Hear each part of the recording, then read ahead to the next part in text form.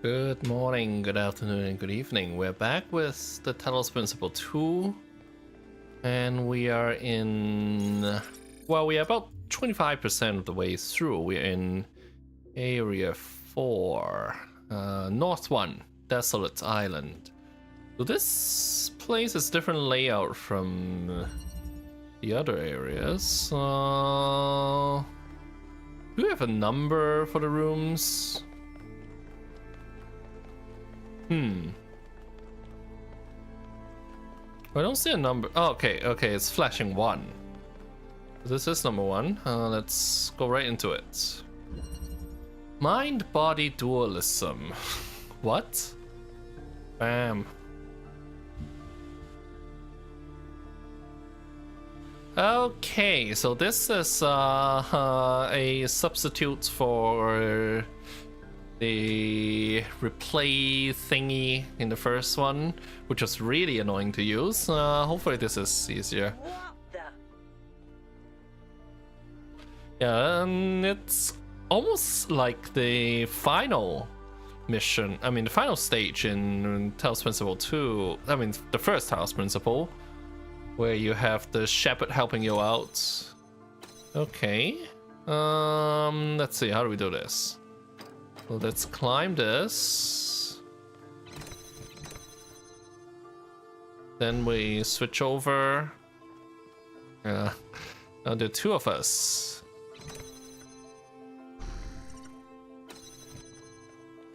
It's almost exactly like working with the shepherd.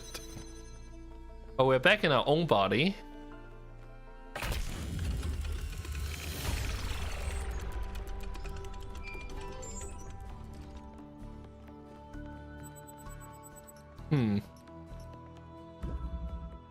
No further comments from the others on this. Oh, the founder, mega threat. Mega threat, okay. Please keep discussion of the alleged presence of the founder at the site of the megastructure confined to this thread. I'm still in shock. I wasn't even sure the founder was still alive. Of course she is, and now that we have reached completion day, she has sent us the sacred messengers. It could still be aliens pretending to be the founder. It's not aliens, and if Prometheus and Pandora are her sacred messengers, why has one apparently chained the other? The day of her return is imminent. So now you agree that Byron was right to want an expedition. In fact, it was the founder's will all along? And when you said it would be wrong to even consider going to the island, you were acting against the founder? Your word games aren't going to help you when the founder returns, Aurenia. The religious fervor is a little bit uncomfortable. It was wonderful to hear Athena's voice again, but with all the emotion inherent in this matter, we should be careful not to get swept away. We don't really understand anything yet. I can't help but wonder, if Miranda is her daughter, was Athena trying to start a new civilization? Did she abandon New Jerusalem?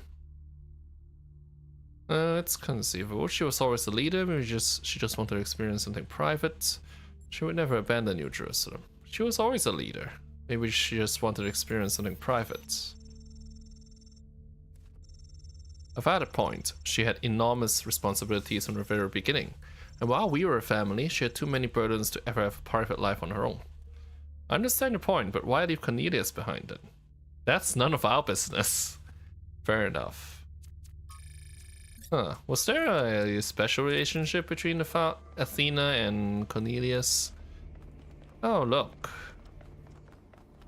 That's Yakut. Miranda is the founder's daughter. It's still kind of blowing my mind. She came all the way out here, left everything she had behind, and created a new life. Why do you think she did that?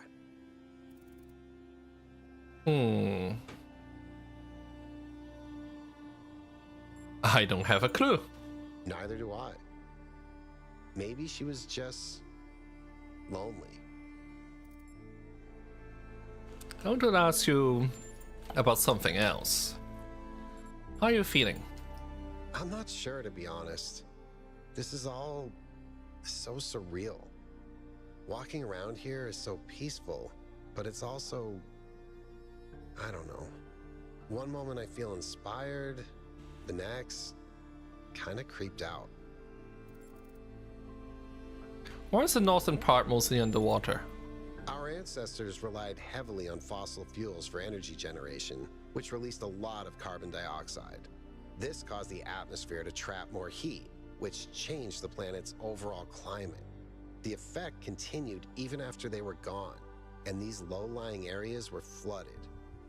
I've seen a lot of places like that. Did you ever meet the founder?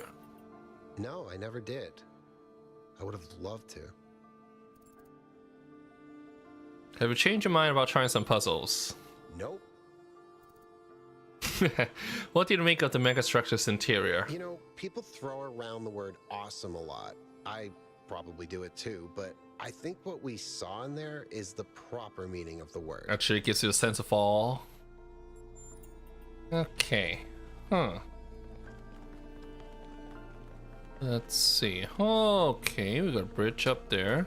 Let's at least finish 2 and 3 first, for obvious reasons. Also, I kind of want to take a walk around room 1. Alright, nothing especially interesting here. And we can't... we can. Well, we can, but we shouldn't have. Goodbye, world. Wait, are you kidding me? Are you kidding me? Wait a second, we survived that? We survived that? Okay. We're gonna have to, I guess, take the long way. Wait I wish we hadn't survived that. I wish we hadn't survived that. We can probably commit suicide in the sea, but... Well, if we got out here, I might as well take a look around, see if there's anything we can interact with. What?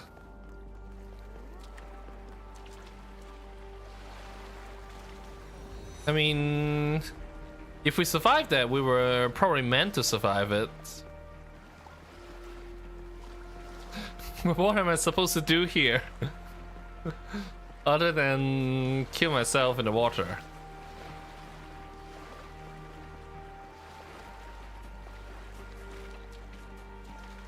That might be possible to go up that way, but let's go around.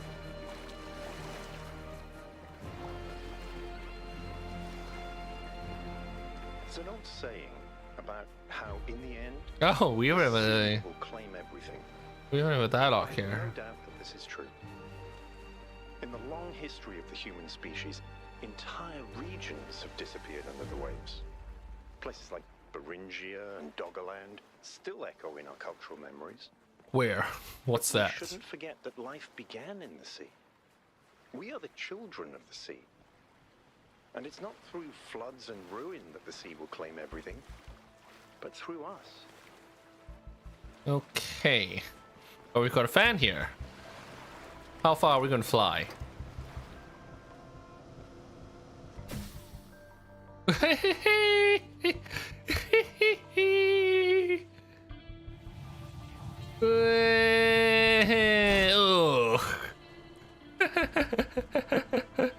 Okay, let's go back to number 2. Let's go back to number 2.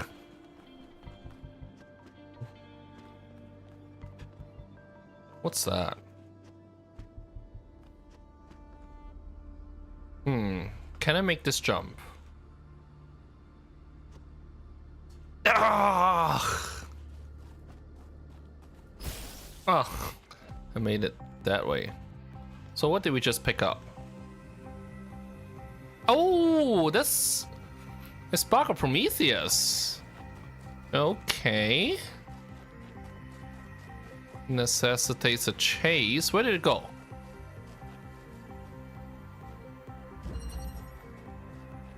Hey! I guess we have to solve this puzzle. Alright, number 4. Puzzle number 4, high ground.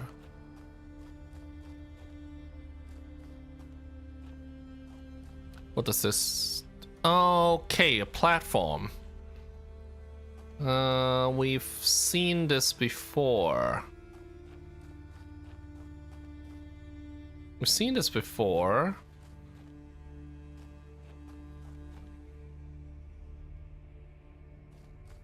But how do we do this though? Okay.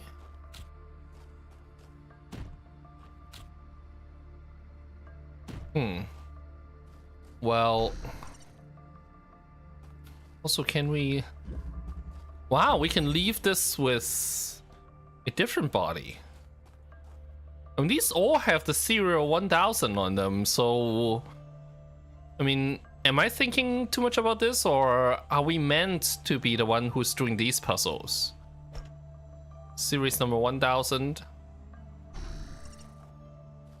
Okay. So we'll jump on. And then take control. Take control again.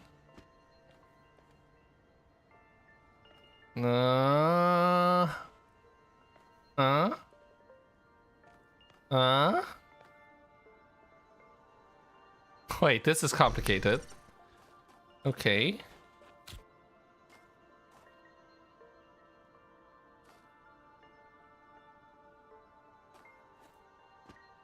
Okay. I'm not entirely sure how this is supposed to work.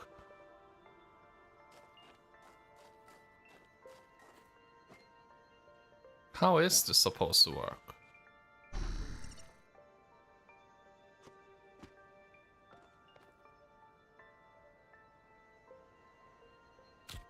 Okay, take hexadron.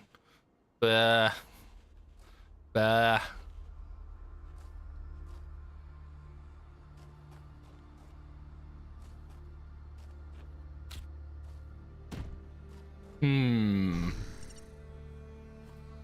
Okay. Let's try it this way. Oh, come on. Ain't no fun. Spoil spot. Okay, maybe we can do it this way instead.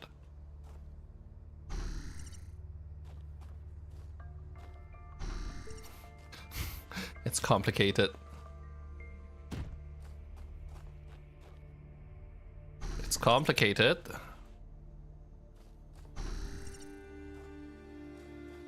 Jump and jump. Then we take control. Jump. Are we on it? Take control again. What? Okay.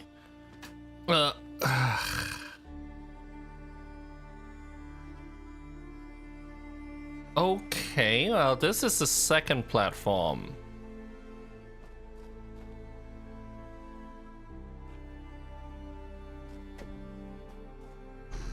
The second platform, how does this work? Whoops.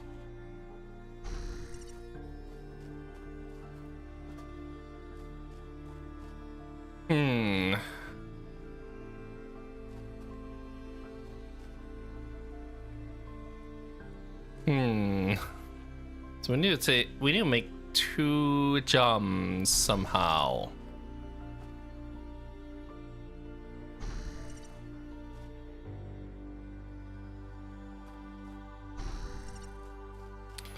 Okay. First, we do it this way.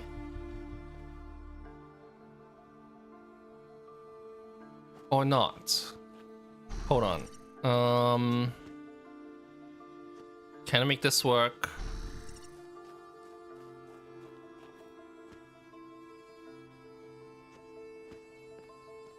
I can't make this work, can I?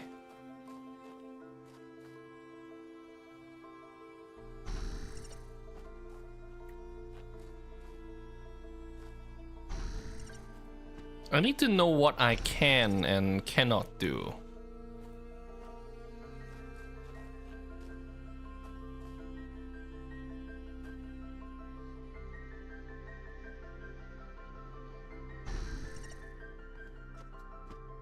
Uh-huh. As much as possible. Yeah, we can't take control while in the middle of a jump.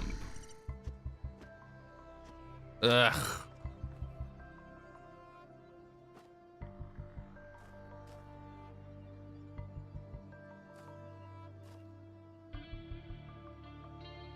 Alright.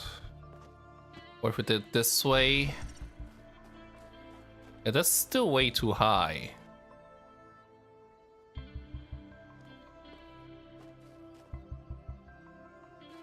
Or not. Hold on a second. What if we do it this way? Now. What about this? Yay!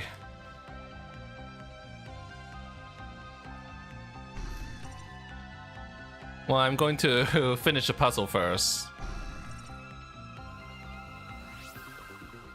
I'm going to finish the puzzle first. Ah! Ah! Ah!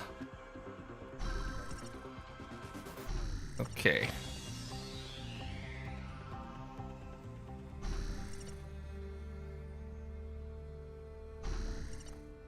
I hope this works.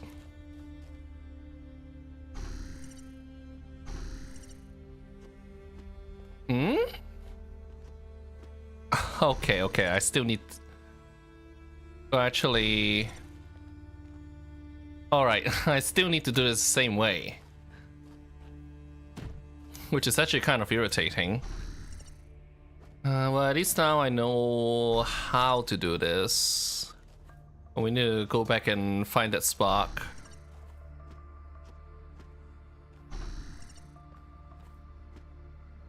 Now... I hope I'm still in my original body.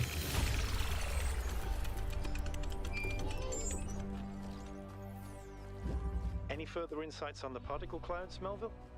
Where did the spark go? Byron, I feel like a caveman trying to study Bose-Einstein condensate. I'm seeing unknown particles whose every property violates the laws of physics, apparently capable of being controlled and recombined into just about anything. It's ridiculous. Maybe Where did it go? someone in New Jerusalem can figure it out. Sure, just give them another 1,000 years. Alright, let's get distracted again. Byron? Hey there, 1K. What if Athena left the island long ago? Then at least we may be able to find out what happened in New Jerusalem. Why she came here. But I don't think she left the island. I think she's still here, waiting for us to make the right choices. What makes you think that? It's hard to articulate. There just seems to be so much intent here. There has to be a reason for all this. And Athena is the only reason that makes sense.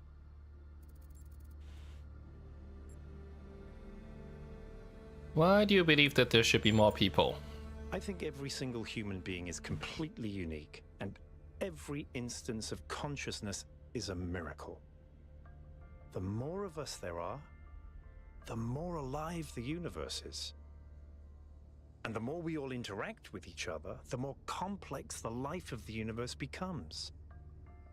So I believe that people are a fundamental good. I don't believe we're all flawless, but I think every one of us matters precisely because nothing else does. Tell me a joke. Okay? How many robots does it take to change a light bulb? I don't know. How many? Replacing a light bulb is a waste of resources, and the founder would be outraged. Okay, that's not bad. Herman didn't seem to think so. Do you think the megastructure technology could be misused? Could be, yes, of course. All technology has the potential to be misused. From fire and the wheel to whatever makes these particle clouds. But that doesn't mean it has to be. I'm gonna move my face out of the way just a little bit. Does your faith in humanity ever waver? In the principle of it, no. It's not just that I believe humanity is fundamentally good, although I do. It's that I think sentience is the foundation of everything else. What's the point of stars and galaxies? It's a very What the hell mind is a over forest matter kind of without philosophy. someone to perceive them? But my faith that we can actually grow up, that we can break out of these loops and take control of our destiny, that's something I struggle with every single day. How did Mayor Hermanibus get elected? Herman? Honestly, I think he makes people feel safe. The world beyond our walls is frightening. Human history is full of failures and disasters. It's easy to look at that and recoil. Herman offers a vision of the future that feels contained, manageable.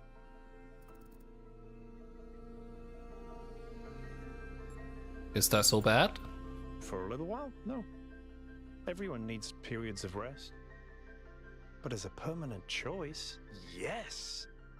I think it's regression, decay. If technology isn't the problem, why did our ancestors destroy themselves? Because they refused to grow up. They refused to take control of their lives. They let bureaucrats and financiers determine their destiny, and those people could not think beyond themselves, beyond the tiny, insignificant moment they were trapped in. Their technology could have saved them, but what really failed them was their imagination. What are the implications of Melville's analysis of the particle clouds? Athena was always trying to understand the reality underneath what we perceive, the objective truth. That's why she was capable of leaving the simulation. And even after she was free, she never stopped trying to understand more. I suspect her research took her another step closer to understanding the truth. And such steps always challenge our conception of the universe. But that's the wonderful thing about science. We can adapt our views to the evidence. You believe in the existence of something sublime or transcendent? In the sense of an interventionist deity? No. I wouldn't rule out the possibility, but it's not something I personally believe. But I do think there is something genuinely sublime in this universe, and it's right in front of us. Consciousness. The fact that this sense of self is even possible, that an arrangement of matter can produce a self-aware mind? Think about it. It's a fundamental property of the universe, an unbreakable law that matter has the inherent capacity to become more than the sum of its parts. That is the definition of transcendence. I noticed that Miranda called Athena her mother. She did, yes. Is that usual? Some people in New Jerusalem choose to live in family units, although usually that involves marriage or equivalent ceremonies, not having children. You could say that Athena was a kind of mother to us, and Cornelius a kind of father, but it's not quite the same. So Cornelius has a very important role, it seems. Thanks, that's all. Okay, we need to track down the spark. So that went one level up, didn't it? Where did the spark go? I've completely lost track of it. It's all Byron's fault, obviously.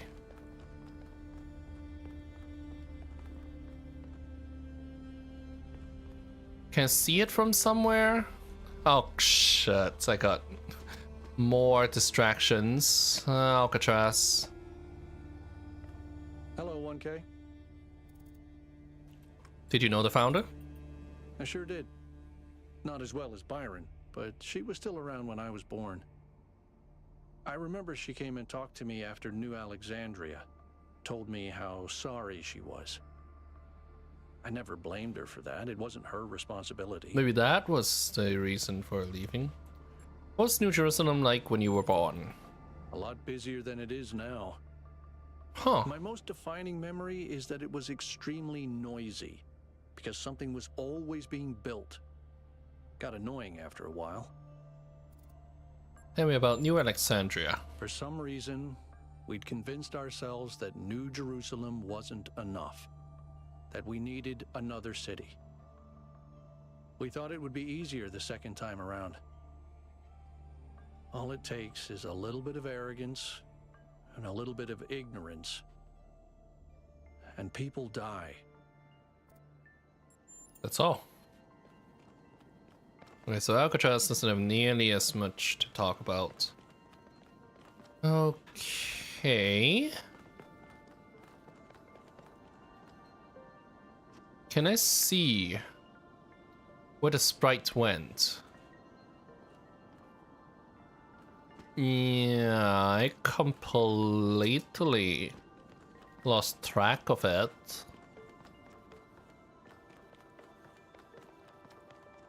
It's not in room 1, is it?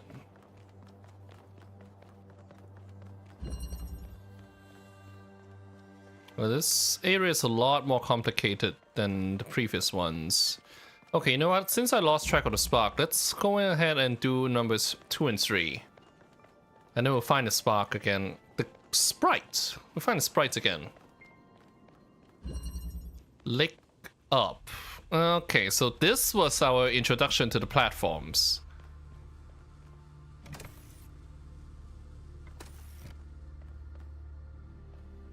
Hmm? Oh, okay, okay.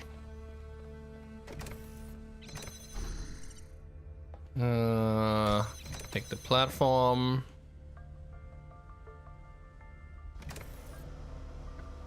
Take control again. Yeah, so these guys have 1,000 on their chest as well. So these are clones of 1K. I guess I need to drop the platform then.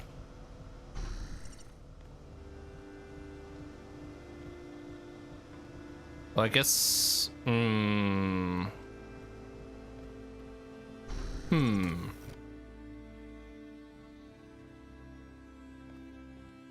Let's see.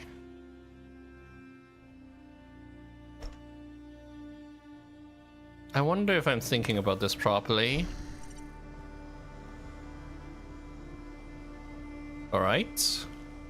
That gets us on platform and lets us move through. Oh, I thought it would. No, I can just take a platform and leave it behind.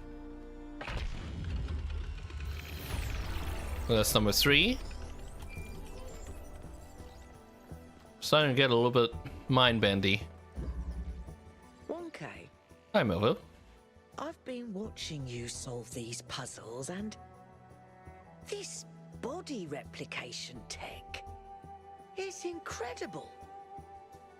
It just casually blows up the very foundations of our society. That it does. What do you mean? Do you have any idea how hard it is to make more of us? We're not like a toaster. You don't just weld together a couple of wires and a motherboard and call it a day. Not to mention how hard it is to even find some of the materials. And this thing just, poof, new human. But the goal was to stop at 1,000. It was. Or was it? And even if it was, sorry to be heretical, but does it matter? If we can figure out how this works, we can finally, easily create more people. We can grow.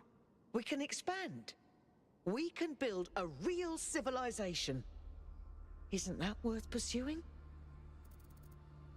Is it our cosmic duty? Maybe there's some point where there's enough people that this is not it. Maybe there are legitimate reasons to limit the population. This is very dangerous. If we decided to limit ourselves for a reason, I don't really have an opinion. Maybe there are legitimate reasons. So, like, it's... I mean, it's... This is I mean, these two are far sides of the spectrum, and these are more moderate responses. Let's say moderately conservative. Maybe there are legitimate reasons to limit the population. Seems to think so, but why? What are the actual reasons? The goal was set by the founder. She must have known what she was doing. We risk upsetting the balance of nature like our ancestors did. The planet is more important than us. We should not impose ourselves on it. And we seem to be doing the way we are. Actually, you're right. I can't think of a serious reason. Let's say we risk upsetting the balance of nature. What balance? The balance of nature is just a snapshot of an arbitrary point in time. The planet changes constantly, causing extinctions left and right. Ice ages come and go. The oxygen level fluctuates. The oceans rise and fall. The only reason our ancestors believed in this balance is because their bloody lifespans were so short. But what about the risk to civilization if there's so many of us that we damage the planet? But there's no correlation between the amount of people and changes to the ecosphere. Not unless we're talking a population of trillions. There's nothing mystical about this. No ifs and maybes. I've run the maths.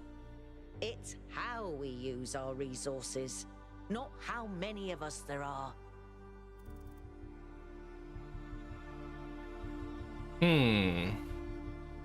I'll have to think about it.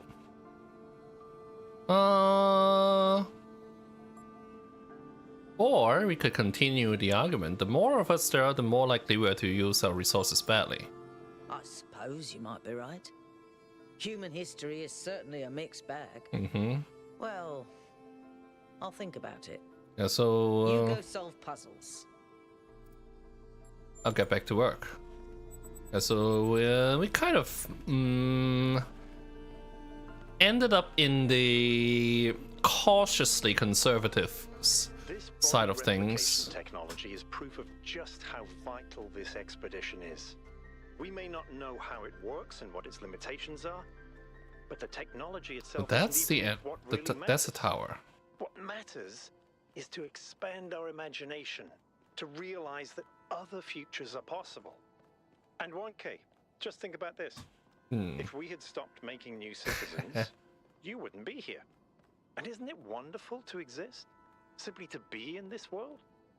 Consciousness is a gift. Research. Melville, minds and bodies. The founder appears to have developed a technology that prints new bodies using those particle clouds we're already familiar with. Okay. So I guess those were just instantly made clones.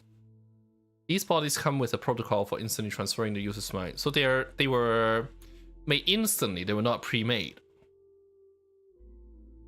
I cannot sufficiently underline how mad this is. The implications would be breathtaking if we breathed. There seem to be a number of safeguards. So far, I've not been able to get this tech to work outside the puzzles. I did manage to sort of make sense of the mind transfer protocol, however, and I am uploading all the data I've collected. It will need to be studied extensively before it can be used, but I can think of a lot of potential applications. What really grinds my gears, though, is how casually it's all deployed.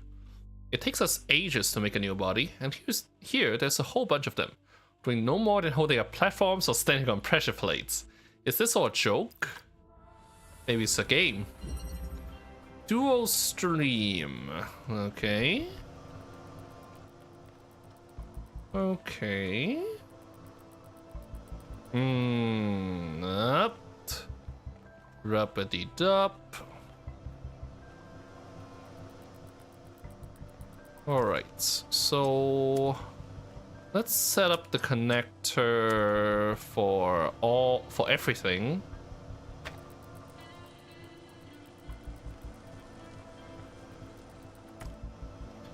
Put this on the platform. What? I can't do that? Wait, why can't I do that?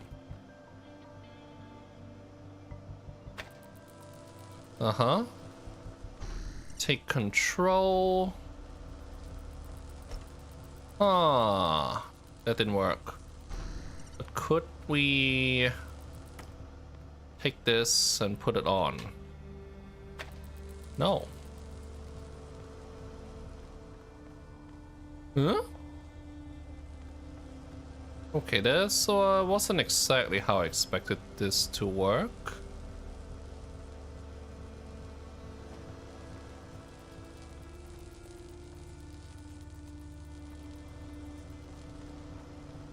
I thought I could put the connector on the platform.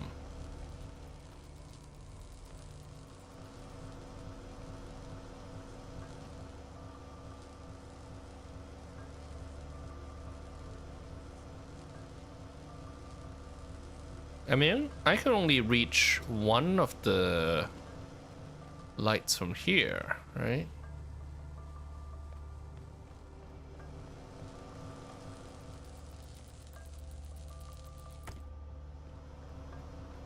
Yeah, and this doesn't work when you're holding it.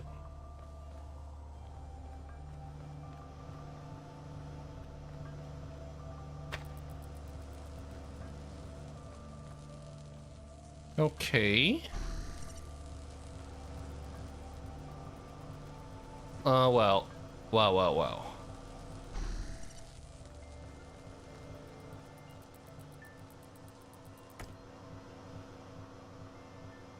Alright, now I can put this on. Then... we need to do the other one. Alright, take control, move through the gates, and take control again. So you can only put a connector on it if you're above. Where am I? So that's 4 of them.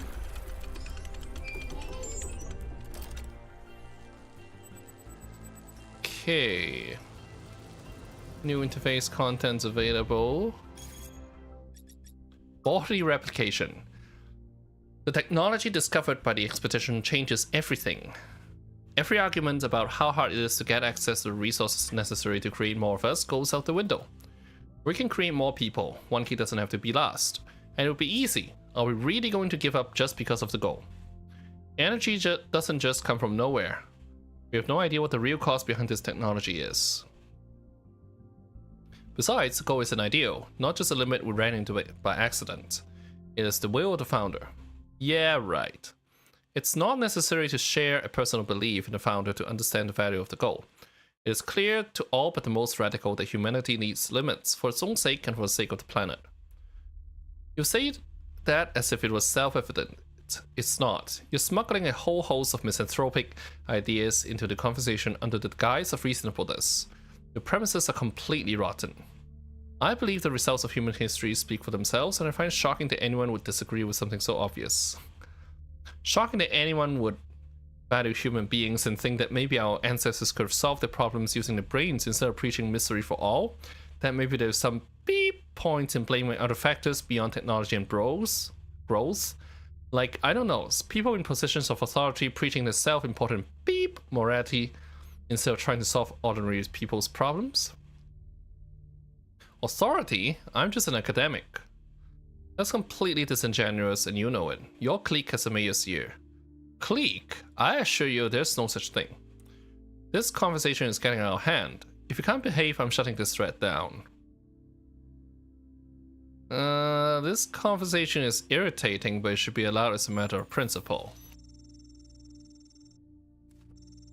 Sorry to have irritated you, 1K, but thank you for speaking up. New Jerusalem is a democracy, and without free speech, democracy is a sham. A lovely sentiment, but you should try moderating this forum and see what it's like. If every conversation is allowed to explode, instability is guaranteed. We have to set reasonable limits on behavior. Thread closed. See, sounds like every other online community. I saw a speech bubble on Melville's head just now. But I can't find Melville anymore. Melville's yellow, right? Okay, well... we're done with 4. So maybe we can look for 5.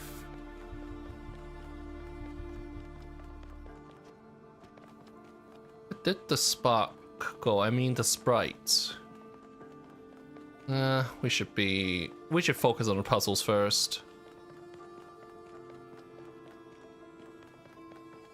I didn't expect to have to solve a puzzle to get to it. Number 5. This way.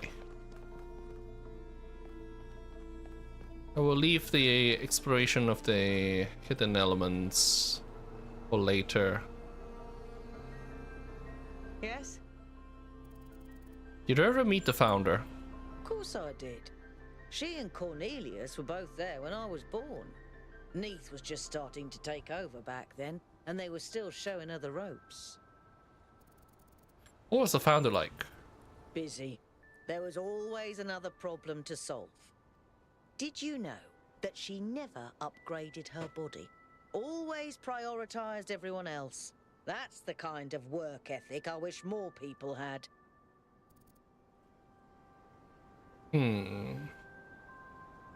I agree, but there also needs to be spaces for other things in life. I suppose so. For me, living is doing. But I understand that other people have more varied needs. Do you ever crave companionship? I've never felt the need for a partner as such. I've met a lot of people who do. Athena and Cornelius, Atal and Damien, Sarabai and Hypatia. But that's not really for me. So far, at least. But I do have social needs like anyone. What I like is a pleasant buzz of humanity. Not too close, not too far. Something I can be part of without having it get in my face all the time. Could these visions affect my mind? The data stream overloads? Yes, they could.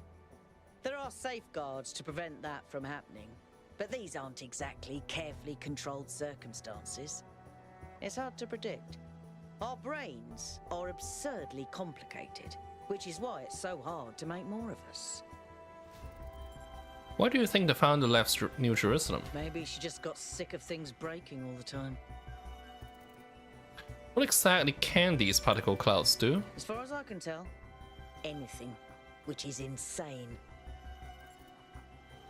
How do you feel about the mayor's policies? There's a reason people have embraced the goal, and it's not just the founder. We literally exist only because our ancestors made a mess of apocalyptic proportions. Caution has its place, I think. What do you think about Miranda? She's so innocent and full of wonder, it should make me want to retch, metaphorically speaking. But I'll admit, she's sort of charming. I should get back to work. That was number 4. So let's oh, there you are. Hello. Oh, great. Is it leading me into another puzzle?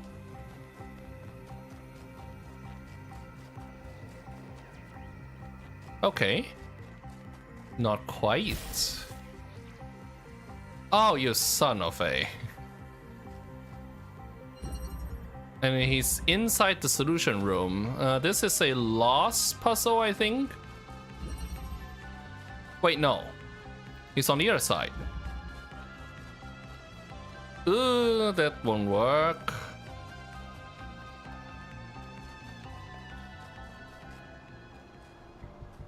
There we go. I think I see Prometheus' statue. That's a long way down.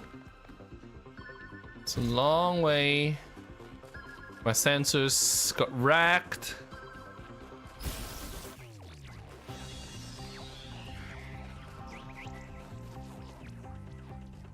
Ugh. Best follow the path. Yep. There we go. Here we are.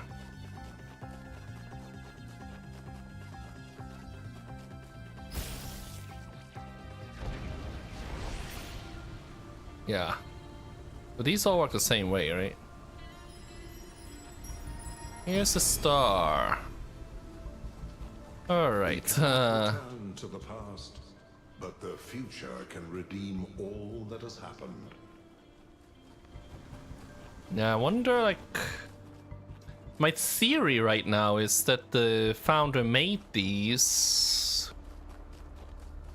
sort of as a philosophical challenge. The clash between Pandora and Prometheus, with the Sphinx kind of moderating the conflict so that the population of New Jerusalem can find a new direction for their future. Not sure if that makes sense or not. But let's let's look for number 5. Oh, it's number 5 down the hill. This place is treacherous. Number 5. The gift. It's a gift. Okay.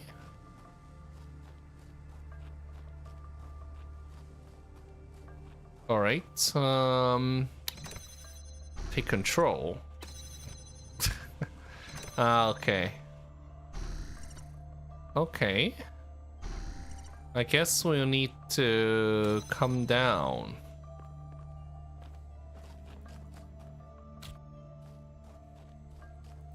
All right.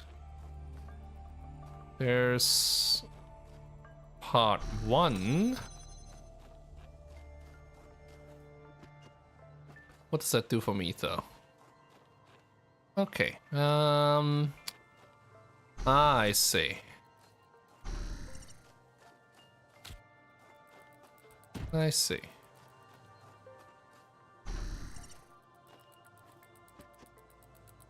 Connector. Oh, we can come back out from there. Great.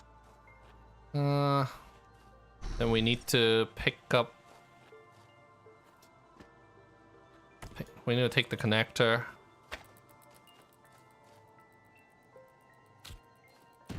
Bye bye. Well, there's a ladder inside, so the other me can come back out. Is there an angle that this is going to work?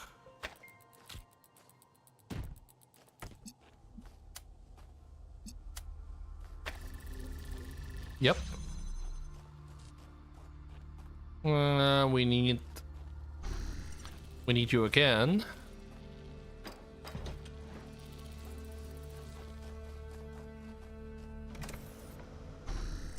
And jump on the fan. That's not the end yet, though.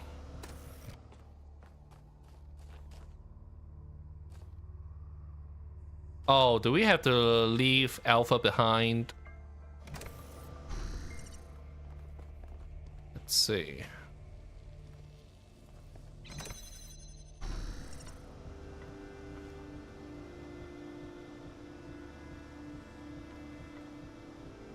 Wait. Huh? Let me think about this. No. All we need to do is take the thingy. Take the thing. Bring the thing over.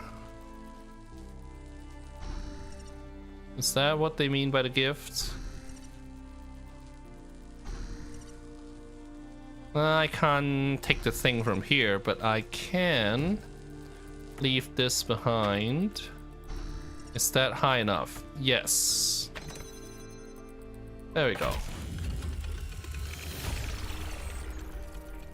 I'm glad to see all those overloads haven't damaged your logic circuits. New content. Research. These structures are just so impressive. I don't understand what possible function this structure could have, but it's really, really impressive. Or could that be its function? Just to be impressive?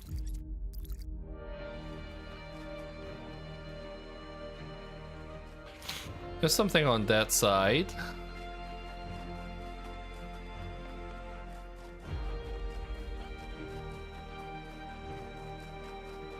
The guitar riffing.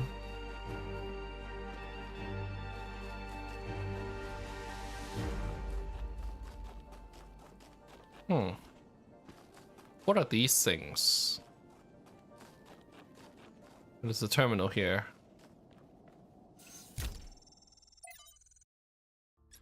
Thracia. As we continue exploring the cold northern reaches of the island, the contrast between the harshness of this place and the softness of New Jerusalem becomes more and more pronounced. There is a kind of madness in what we are doing, going to a place that is so hostile to our existence. That does not mean there is nothing to love here. There is, in fact, a great beauty, but it is a hateful beauty, a beauty you can only love because there are places that are not like this. I can practically climb a sheer cliff. Precisely this hateful beauty that the people of New Jerusalem fail to see, and so cannot understand their own blessings. We can climb a practically sheer mountain face. With this question mark, what does it lead to? I mean, 6 is in the same direction. Is this a lost slab? No, it's a terminal.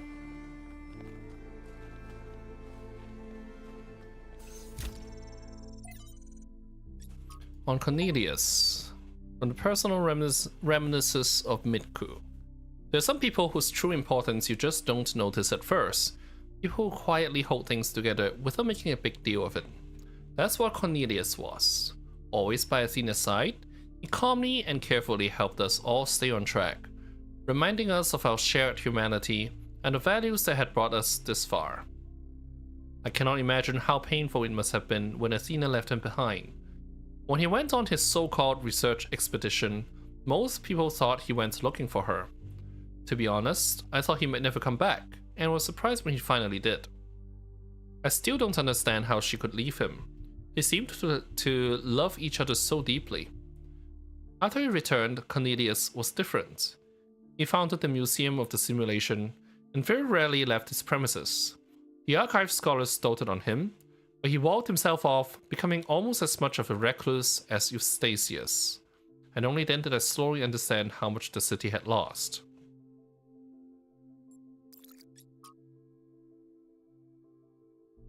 God appears and God is light to those poor souls who dwell in night. What does human form display to those who dwell in realms of day? William Blake.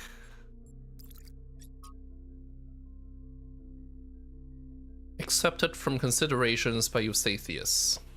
While it is hard from our vantage point to fully believe in any of the ancient religions, I must admit that I have come to believe in the existence of a prime mover. Not a designer as such, certainly not an interventionist god, but some force that set the universe itself into motion. I do not know if it's possible for us to fully, for us to ever truly understand this thing, this being, since it must by definition exist outside our understanding of reality, but I do believe that it exists. Does it look upon us with love? Are we entertainment, perhaps? Does it preserve some memory of us when we die? All this I cannot answer, but I do not believe those who honestly speak of having experienced some manner of brief communion with this entity. It's simply too common an experience in human history to easily discount. As the motion of the universe proceeds from the Big Bang, so whatever force animates us, whatever constitutes the true foundation of consciousness, proceeds from the prime mover. What do you think about this, Mother? I don't believe in any kind of prime mover, but I thought you should read it because Eustathius is an intelligent person, and he came to this conclusion after a great deal of thought. It's important to respectfully consider points of view we don't agree with. Did you hear that, people of New Jerusalem? Modernity. From the book of annotated internet comments by Eustathius. If modernity is so great, why is everyone so fundamentally disappointed with the world? Why do we sigh with pleasure at the sight of old houses, but feel nothing but depressed and alienated by skyscrapers? Why do we yearn for lush forests and wide plains, not narrow canyons between buildings? We love all this technology so much. Why is our idea of happiness to get away from it? Could it be that progress is just a story we tell ourselves to justify why we allow ourselves to be dominated by inhumanity, and other forms of living have something to offer? It seems that many of us share this desire to immerse ourselves in nature. So we are ourselves entirely technological beings. We enjoy and value the Earth's diverse and unpredictable biosphere. But does that mean that progress is just a narrative, as this ancient commenter suggests? Or does it mean that technological progression and the love of the natural world are not, in fact, mutually exclusive? And if this person was left on his own somewhere in the wilderness, he would feel nothing but terror. The appreciation of nature is rooted in the experience of civilization, of safety. True, but he's still right. So much of what our ancestors created in the last years was alienating to the majority of people. Then the question isn't one of modernity, but of control. So there's some direct relevance to the situation in New Jerusalem. Number 6, and we have a ghost of Miranda.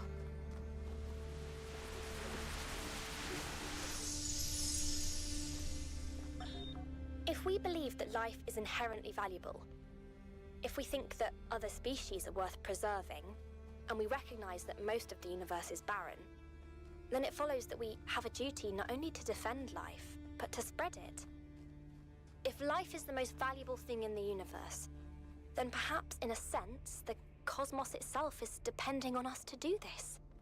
Like birds carrying seeds to uninhabited islands. Maybe that's our role in the galactic ecology. Okay, number 6. Two-body problem. So we start with a driller. I will create a glory hole.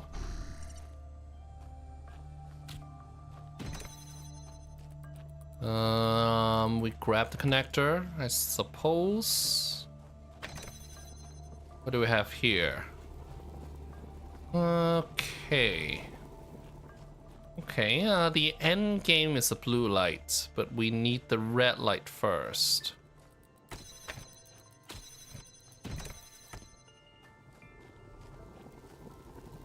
Red lights.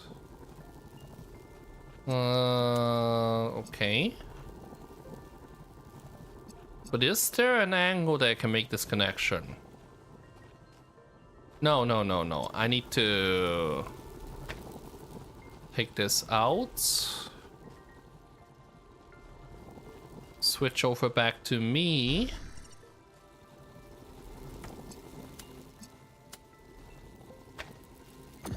We'll drill a new hole. Wrong hole.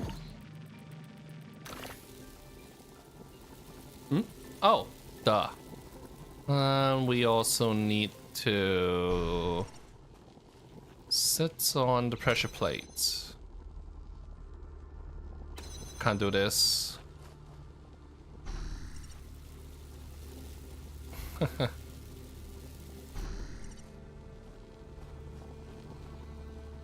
Yeah, I need to find an angle where I can actually go back when I'm on the pressure plates. So that's the second connector. What do I need for that one this time? So we return this connector.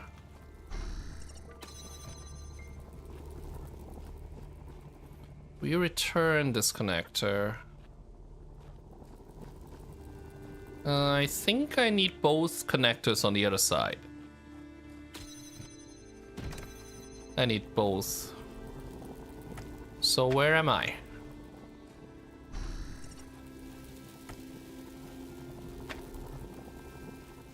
Where am I again?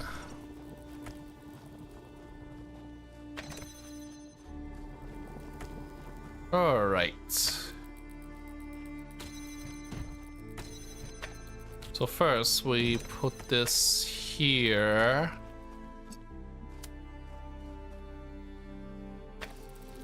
Blue light. Well, we'll use this cube. This is just a setup stage. This way. Make sure we drill the hole in the right place.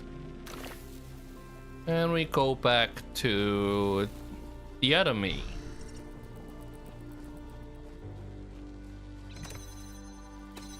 Okay, I need to move myself over to this side.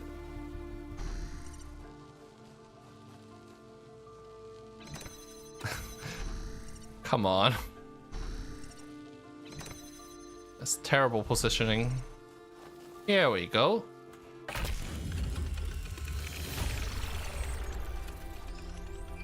Number 6. I can't imagine spending years in such a desolate place. For what? Science? Enlightenment? I'd much rather be back home in New Jerusalem. I think it's beautiful in its own way. But I don't understand how our ancestors could survive here. They were so fragile.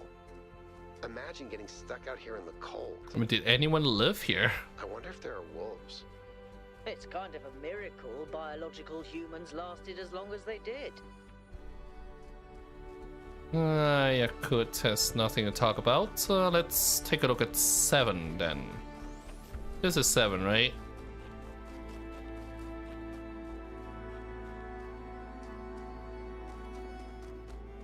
Oh no, no, no, no. No. It's the gold puzzles. So we got 7 and we got Sphinx.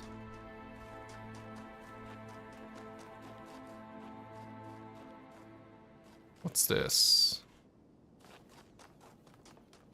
I mean, it's not like there's any sign of human civilization out here.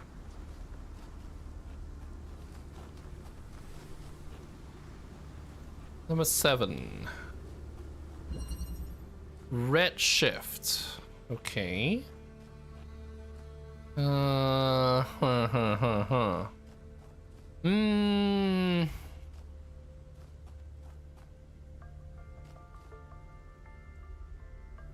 Right.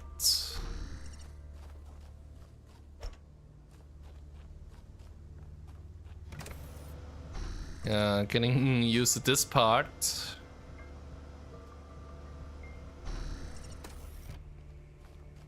I'm still on me, right? Take control. Take connector.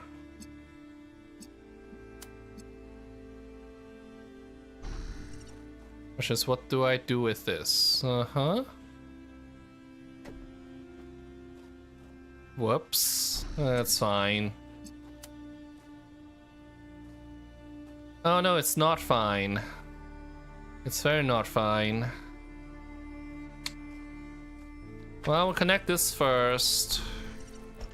Grab the platform again. We need to get on it again. We'll keep the connections. Set it on the platform.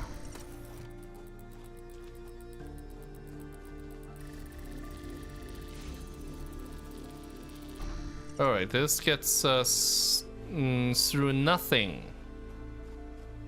No, I need the other one, and that's so much bother. Alright.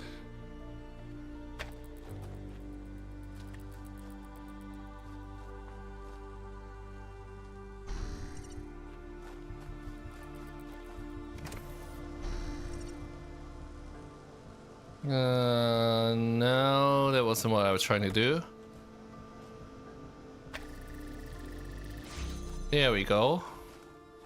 Alright, and then...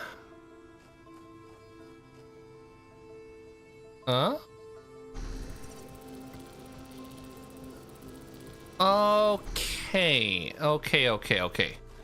I actually need to do... I mean, I need to connect everything with this, basically. Fine.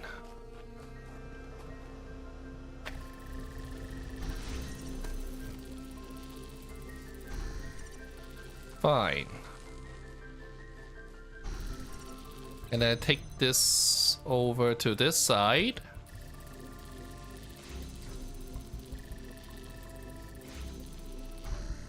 And there we go.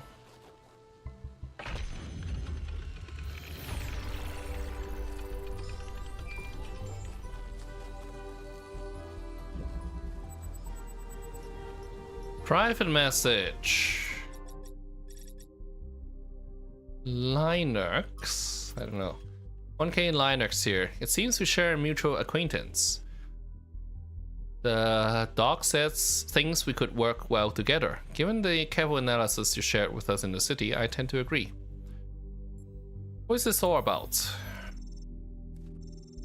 I like to connect with people who put facts before face, so I'll be direct.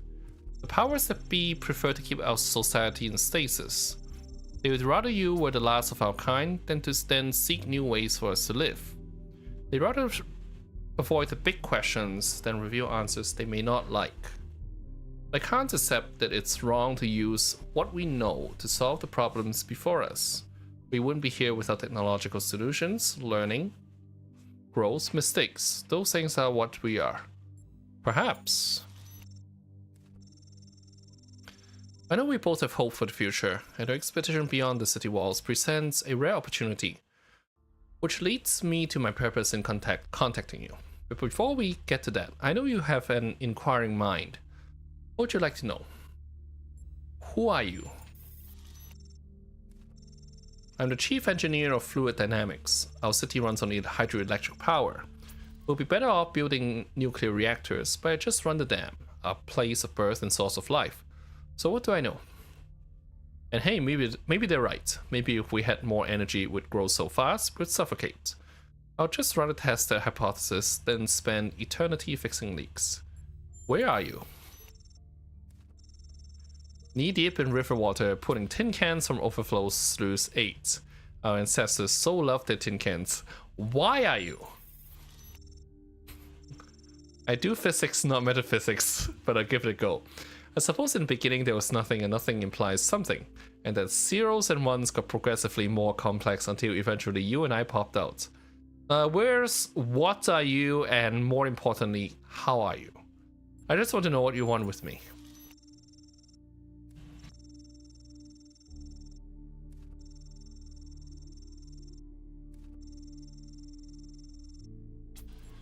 I think the island you're exploring holds knowledge far in advance of our own. There'll be a great pressure on your team to leave it hidden, but those secrets belong to us all. We all deserve to learn and grow. I think we're live streaming all this, so... is there a way to hide it? I just want you to approach your work using the scientific outlook you've been programmed with. Ask questions, be open to answers which challenge your assumptions. And above all, if what you find has consequences for us all, you mustn't keep it to yourself. We already encountered advanced technologies, which have been live streamed to the entirety of New Jerusalem.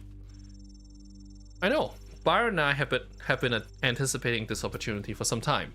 I'm certain you're going to find more. I wish in return I could share everything I know with you now, but that time will come. For now I need to ask that you keep our relationship between us. The dynamics in New Jerusalem are complex enough. So what do you think? Are you willing to work with me? Yes, let's do this. Excellent. Well, usually there's a bit more of a ceremony when someone new joins the course. Nothing fancy, just a subtle branding with hydrogen peroxide. But there we have to wait until you're next in the city. In the meantime, welcome to Society Systemica. Is this some sort of secret society? Hi there, YouTube. Welcome.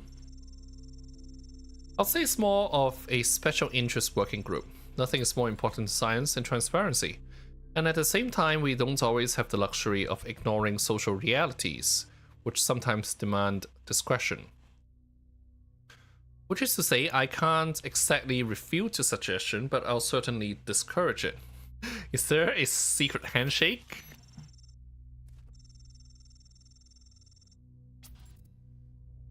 Oh yes, now that you mention it. So it's actually a randomly generated code phrase. 44 laughing lullabies. Are there others? Other members of Systemica or other groups like ours? To be fair, I can't tell you as much about either as I'd like, but reason would suggest that you and I are not unique in this world. Are there rules? You think so, but we largely depend on shared ideals. There may be no specific rule sets, but I trust that we all know an error when we see one. Let's stay in touch. Okay. That out of the way. We've got a question mark. Not too far. And that could be a secret lab. By the looks of the location. Yeah.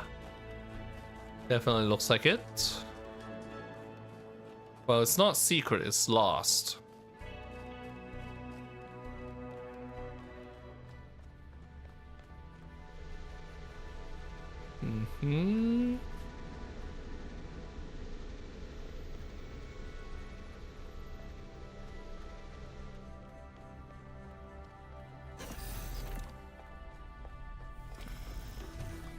Let's see what we have here.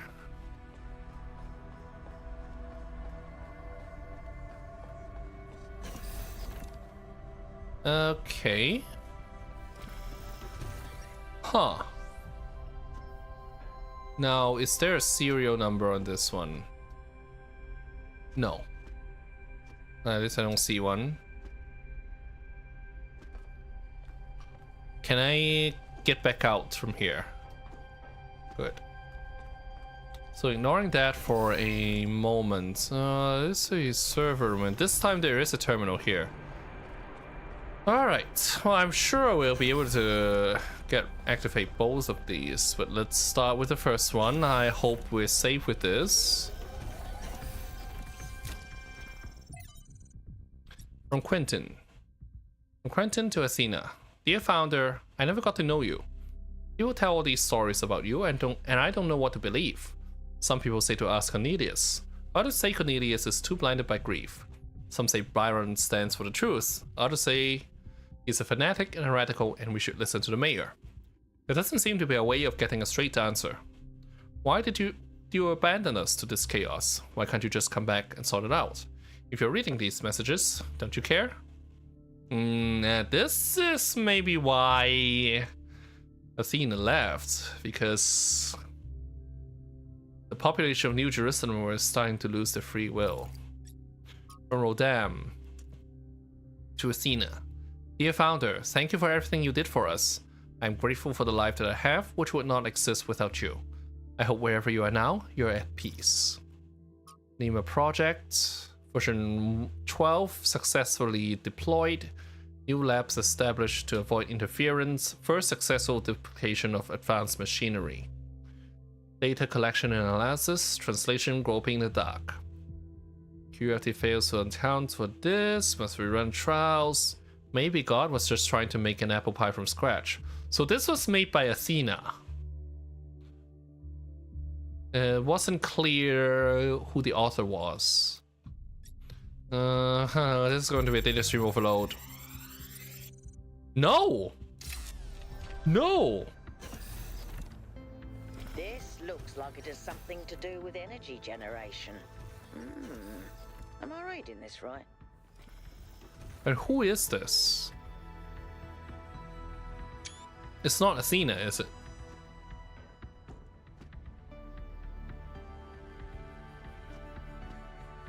Like there's no serial number. Not as far as I can see. Energy generation. Sorry. What about this one? From Belzazan. Oh, great and sacred founder. I believe I have discovered the truth that our so-called leaders have hidden from us. This absurd and sacrilegious goal they have us working towards, this hubristic completion day foolishness, was never your true intent. Even this abomination of a city that calls itself New Jerusalem is a deception. Why would you want us to return to the sinful ways of our ancestors, strangling the living soil with steel and concrete? No, it was when you and the first companions lived humbly amongst the splendors of Gaia, having no need for all this wasteful ostentation inherited from our weak and decadent ancestors, that you showed us the true path. After all, why would the progenitor have given us such hardy bodies if she had intended for us to live in unearned luxury? From the very first, we were built to be free from pride and material access. Your teachings have been obscured and perverted by ideologues, worst of all by the traitor Byron, who once was like a son to you. But you should know that there are still those of us who remember the truth and await the blessed day of your return, when surely justice will be meted out, and humanity will finally return to its intended path. Hallowed be your name, Belzazan. So this one has gone way off the edge with the religious fervor. The shutdown. We assembled on the vast green lawn outside as the reactors began to slowly wind down. The workers were solemn. The activists who had fought against the decommissioning seemed crushed. There was supposed to be a speech, but the spokeswoman had lost her notes. Outside, the protesters cheered. My eyes were drawn to the discarded anti-shutdown banners, endlessly reciting the facts. The statistics on mortality per trillion kilowatts per kilowatt hour, lowest of all energy sources. Lifespan of a reactor, 70 more years in our case. Minimal land footprint, almost zero emissions, no intermittency. It became a jumble of words, a litany, almost a kind of glossolalia. As far as the protesters outside were concerned, it might as well be an alien tongue. One thing was clear to them, and that was enough. The technology inside this compound was deeply, inherently wrong. It was a sin. I could not help but think of that moment on August 6, 1945, when the sky erupted above Shima Hospital. My imagination could never fully encompass it. How do you imagine more than 70,000 people annihilated in an instant? An ancestor of mine was in the hospital. He went from being a doctor, a husband, a father, a pacifist stuck in a terrible war, to being a pile of bleached bones covered in rubble all in a single second. Not by accident, but because of a choice someone made. Not because of a reactor, but because of a bomb. Just 2 days earlier, contradicting his campaign promises, the Prime Minister has suggested that the use of tactical nuclear weapons would be an acceptable risk if the conflict continued. Very few seemed to find this particularly shocking or outrageous. They were afraid of reactors, but not of bombs.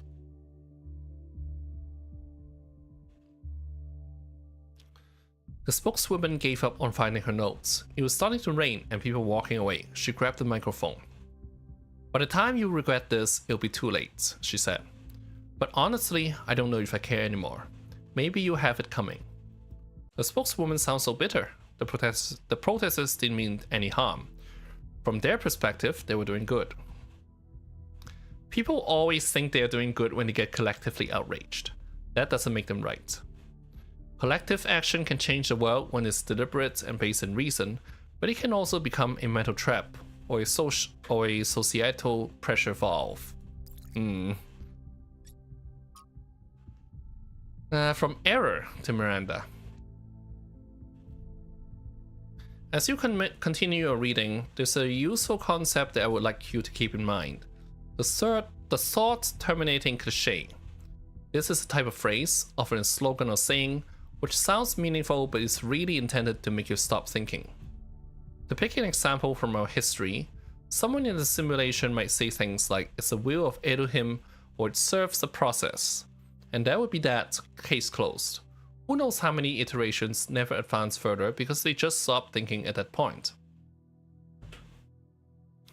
Do note, however, that the thought terminating cliche is not the same as a lie.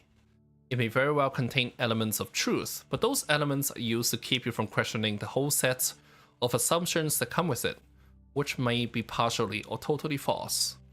This often takes the form of appealing to something you care about.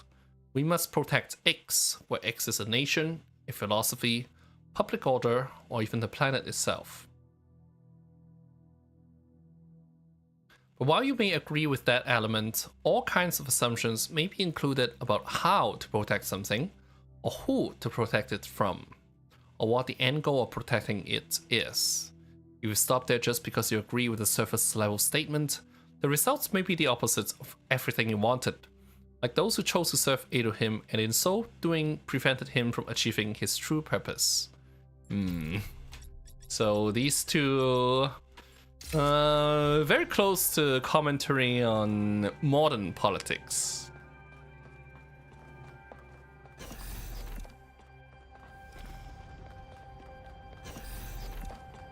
Alright, so the last lap's done.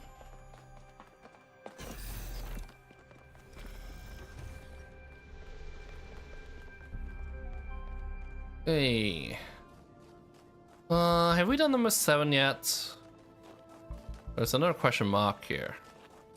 Actually, the sign does tell us. Nah, yes, we have done 7. We're just waiting for 8. And let's take a look at the Sphinx. How to get up there?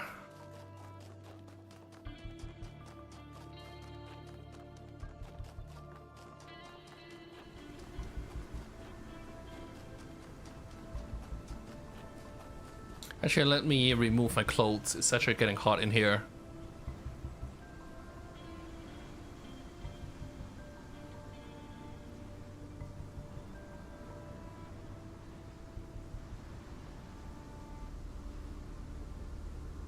That's better, but now I'm cold.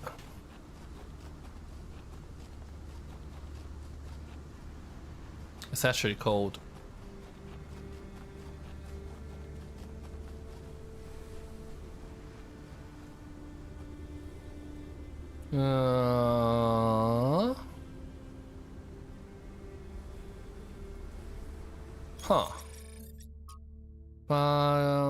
Yeah, N1 engraving. Well, we'll figure this out once we're done with the puzzles. Let's go ahead and deal with number 8.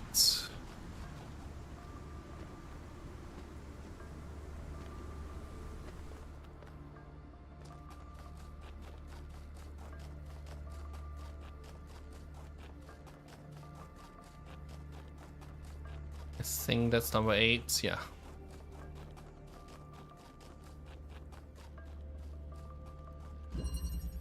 Drilling party, okay. What do we need to do here? Okay. Okay. It's a party.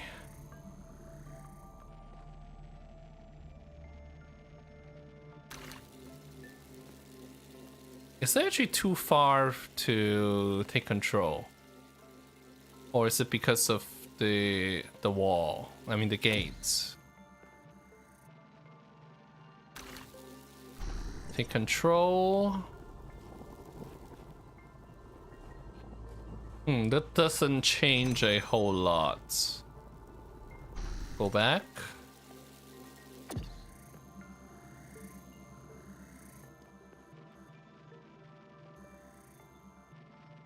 All right.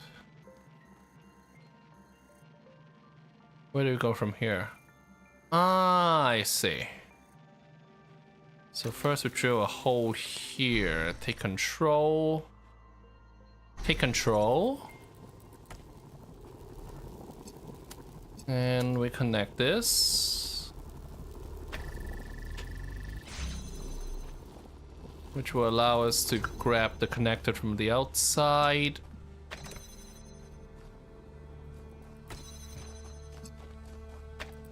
Then we grab this connector.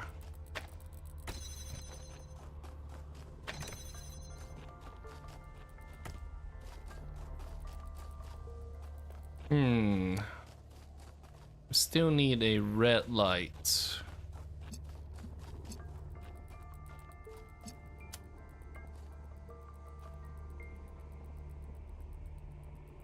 We still need a red light. No, I don't think we can get... Actually, yes. Actually, yes, I think.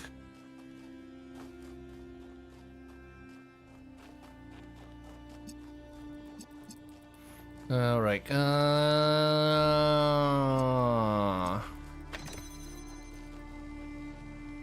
Yeah.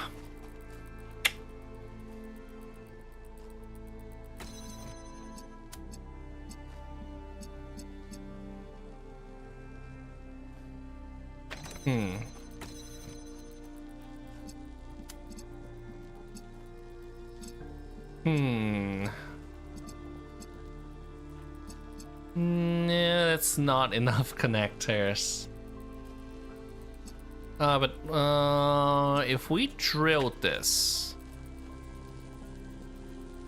so let's try this. Where do I need the hole? It's hard to see from here. All right. With that connection, now we can connect this. Whee!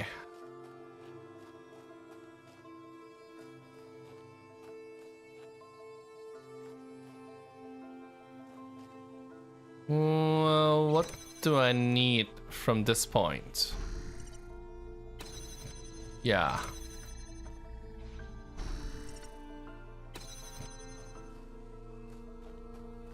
Actually... Huh? No.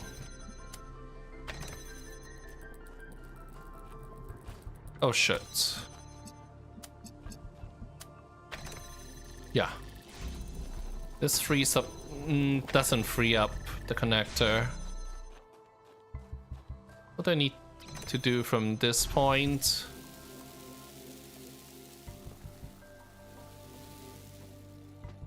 I mean, there's no way for me to reach the other side, right? What am I missing here?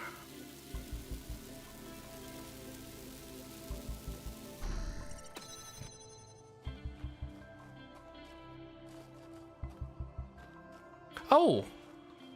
Of course. Of course. Let's see. Okay, what I need to do is leave the connector here.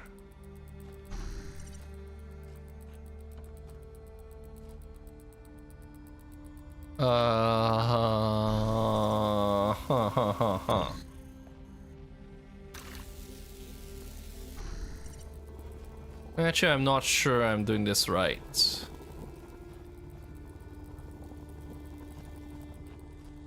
We can try at least. No, this is not right. This is not right.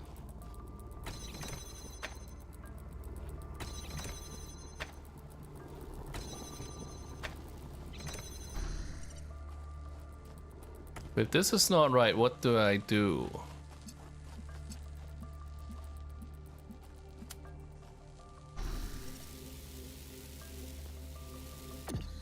What do I do?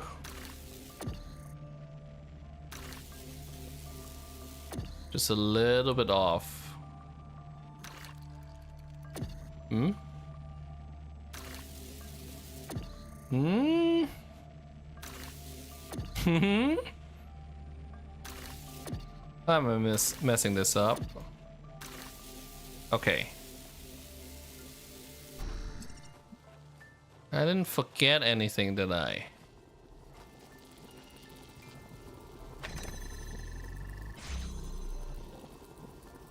I see. Do I see? I see, I see, I see. This is what I need to do.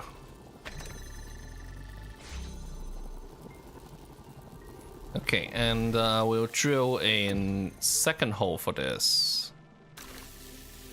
Uh-huh.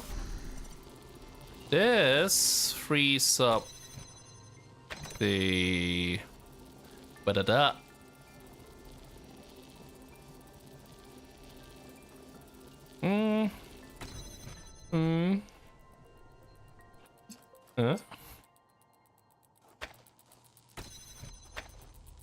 Okay.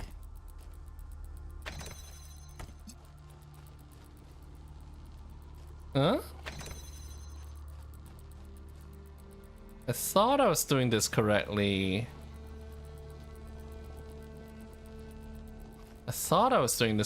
But apparently I'm not.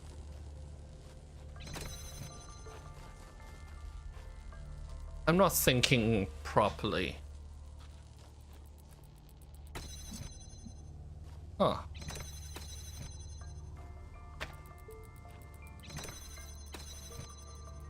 Alright, fine.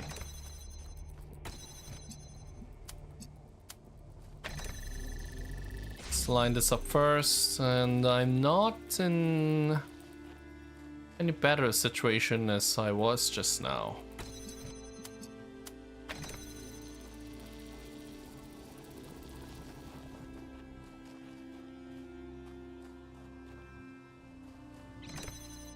Yeah, what am I missing?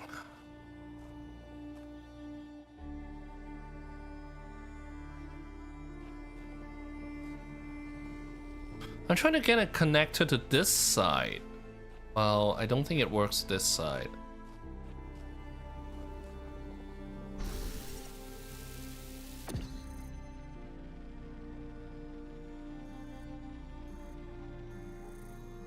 Hmm? Huh? Wait a second.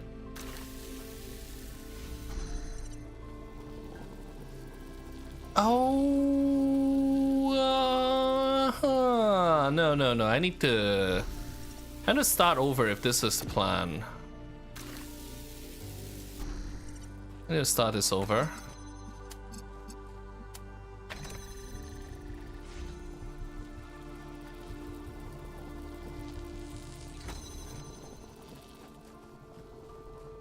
Then I connect these two from the outside somehow.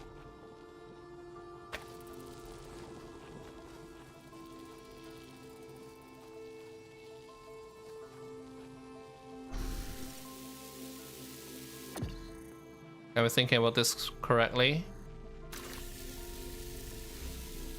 Okay.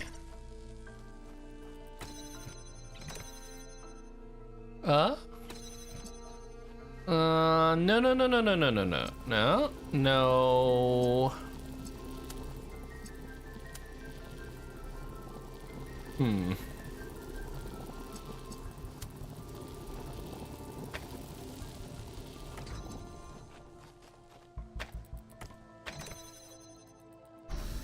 I don't think I have my head on straight today.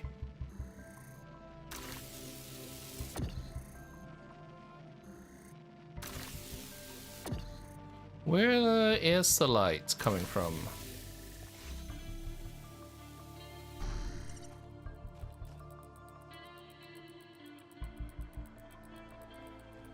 Yeah, this doesn't help with the fundamental issue.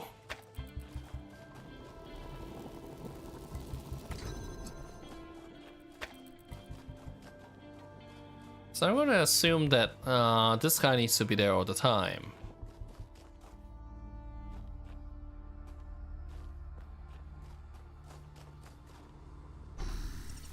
I'm confused.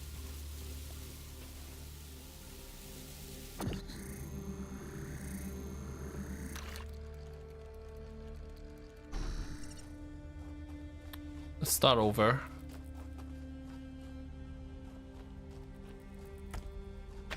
This turns this on. This is for this.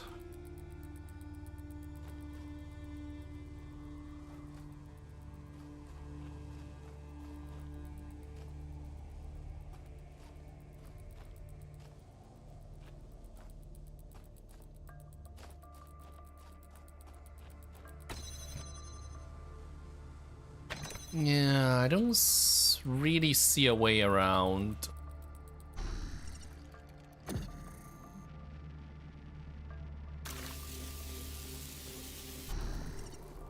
Let me experiment with the hole a little bit. Yeah, that's too far for me to grab.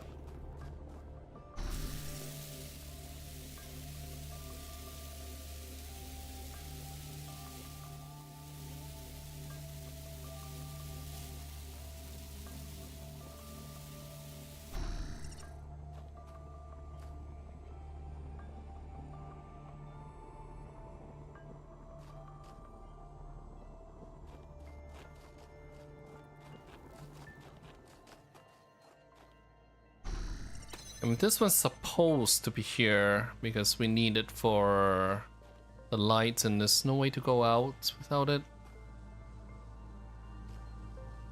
And we could replace this guy with a connector, but that doesn't actually change the situation.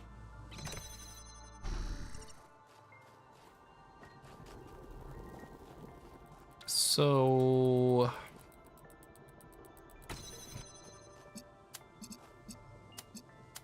I guess I could connect everything.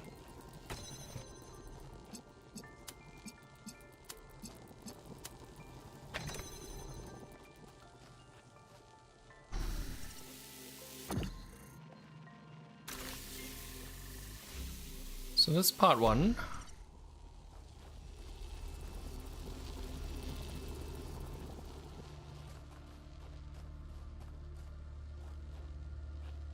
And there's gotta be a reason that these two walls are here, right?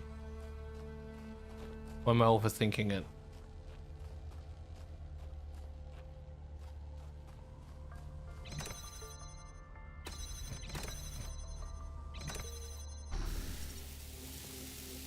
Now...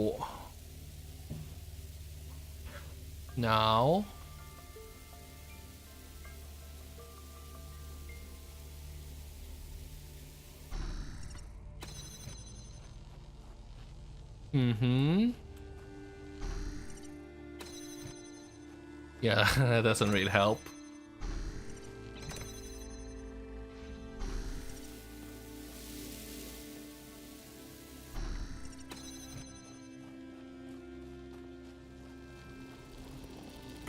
If I took this...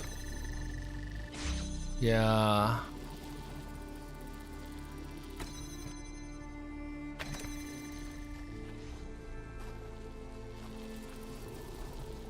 Okay, so I'm on this side. On this side.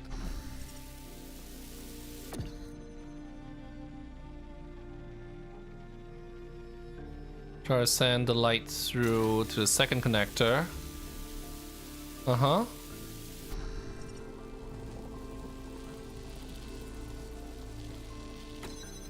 This doesn't work. This obviously doesn't work. What am I missing?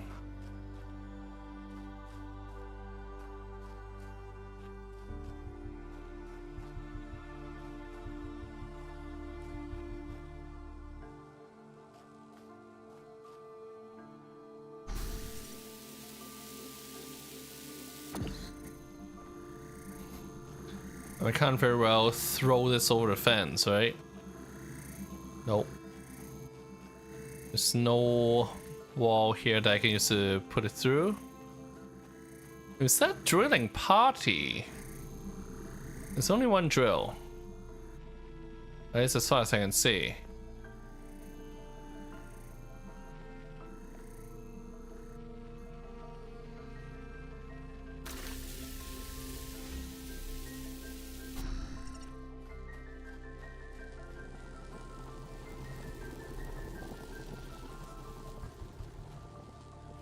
This receiver unlocks this. Pressure plate unlocks this.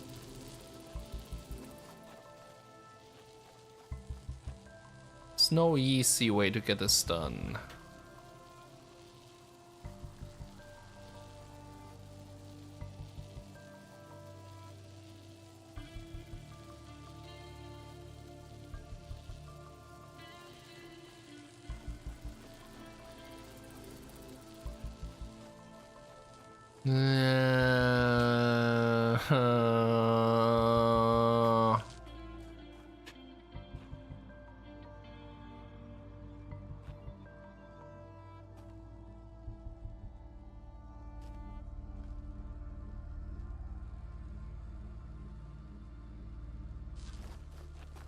Okay.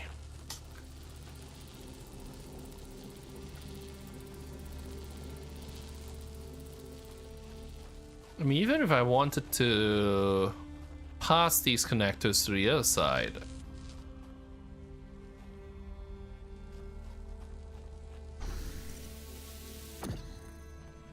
let's see.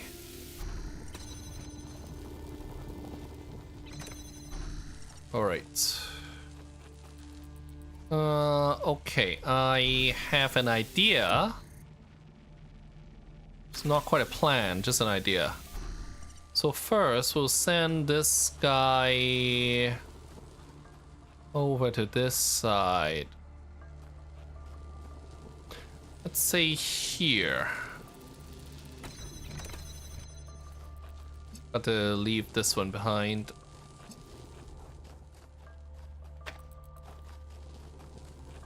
Alright, so this is as far as we go.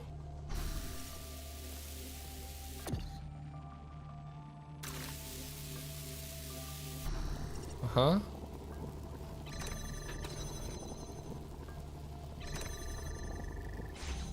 Alright, this might be a breakthrough. Or not. Let me drill this hole. Take control. Put this through.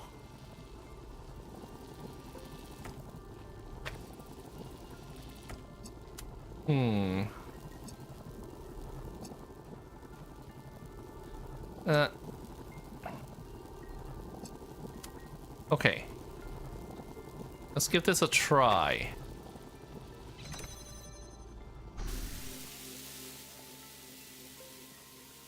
Now we retake control. Persistent. Work on solving a puzzle more than 20 minutes. Thanks for telling me that I'm an idiot.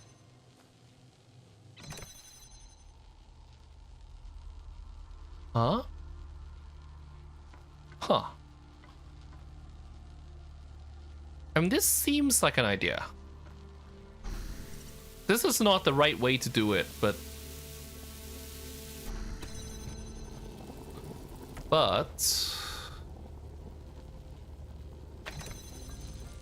this is not the right way to do it, but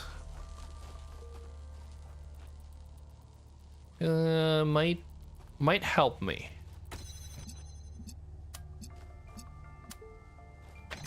All right. Drill this hole.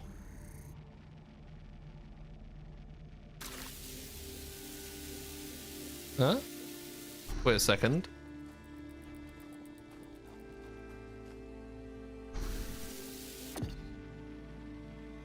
Where's the beam of light? All right.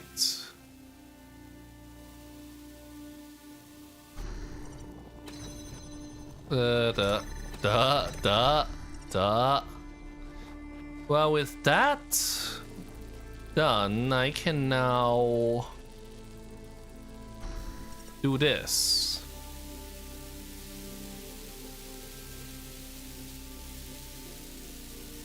Can I?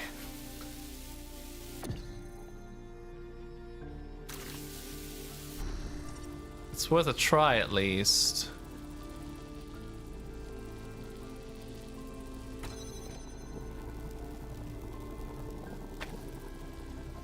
Worth a try.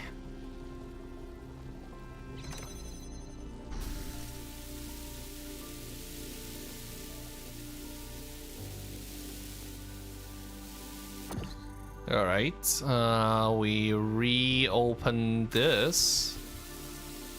Huh?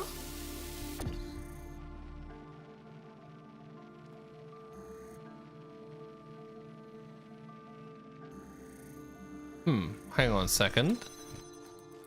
How did I lose the connection?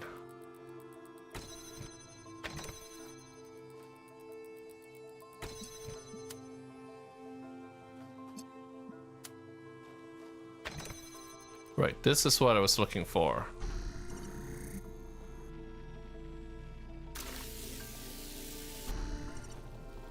And then this is what I'm looking for. Yep. And now I can drill this hole.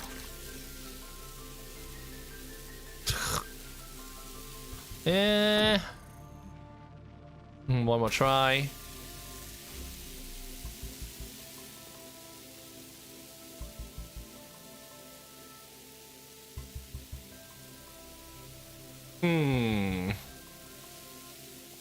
Is it the other way around?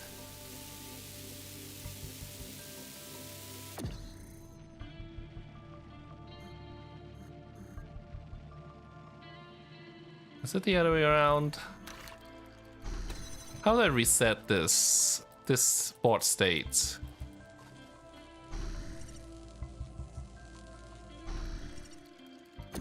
Yeah, if it's not clear, I'm very confused. As I usually am.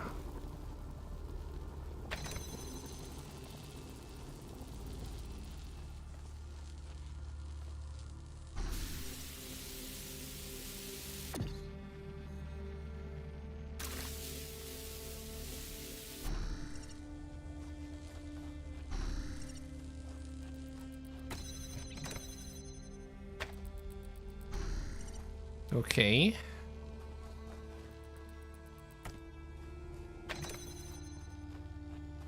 Okay.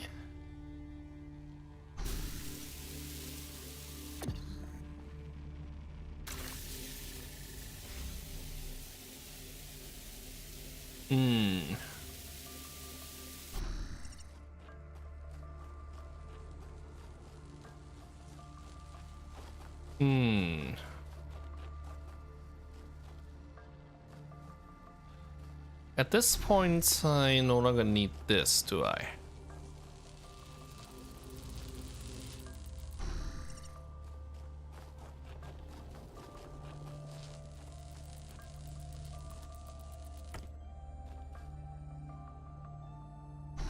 Take control. Yeah, this doesn't solve the fundamental problem.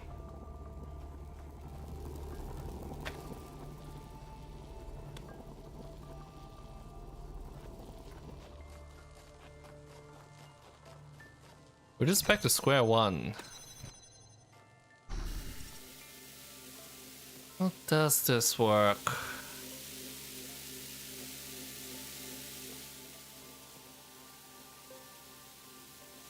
There's no way to... There's no way to do it. There's no way to get the light to connect from there, is there? Because this gate is only opened by laser.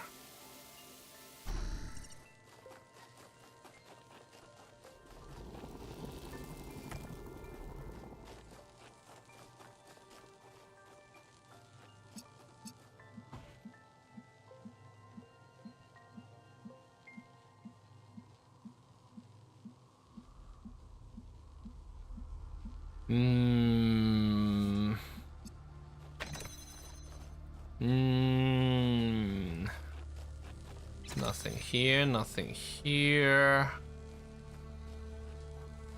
This looks so suspicious. What? But I can't double drill.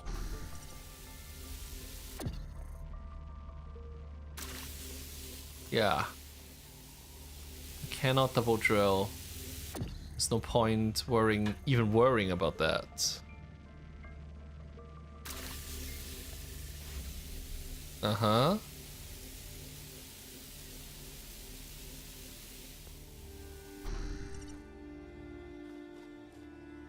Now where did the connector go?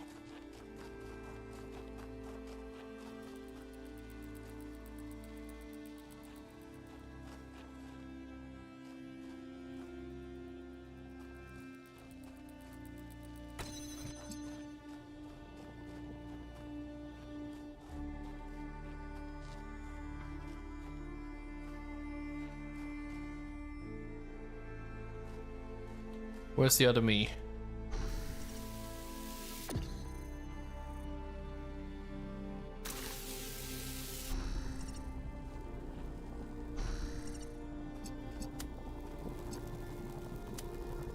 Can this connection be made from inside?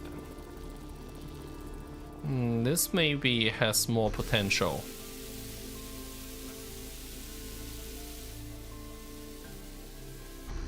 It really doesn't work. That's it.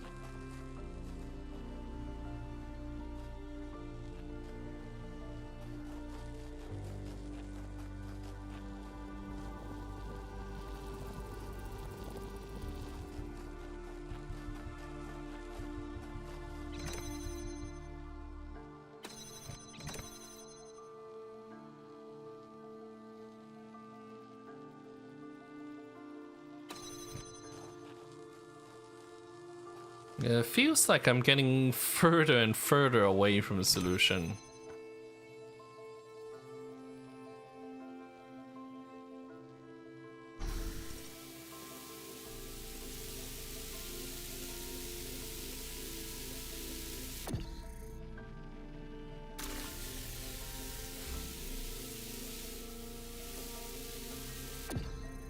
Mm-hmm.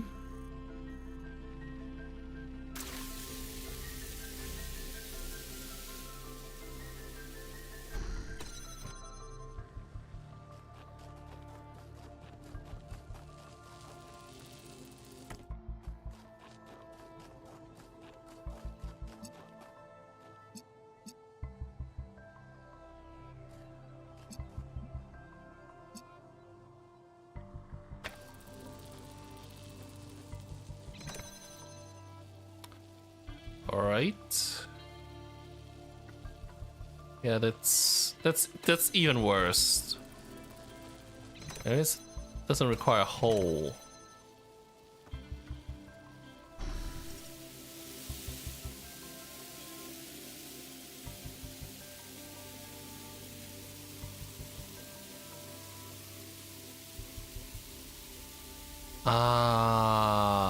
Maybe, just maybe.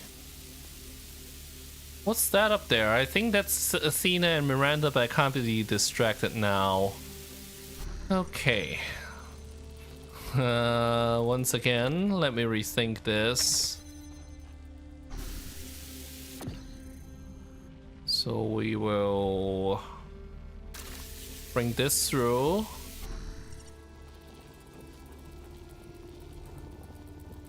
Instead of doing this from the inside,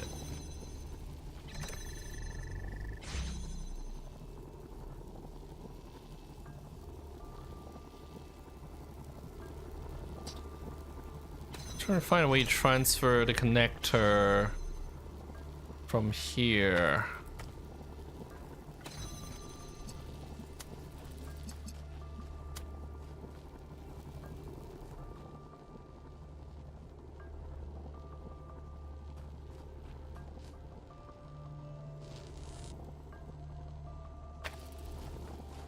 Okay.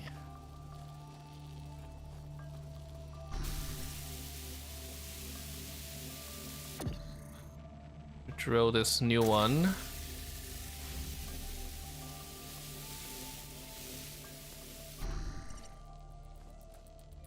Drill this new one, and that's not helpful at all.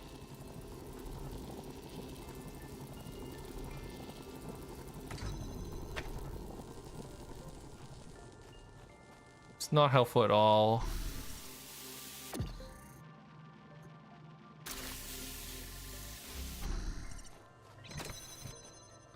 Alright. I mean, no, this is not helpful at all.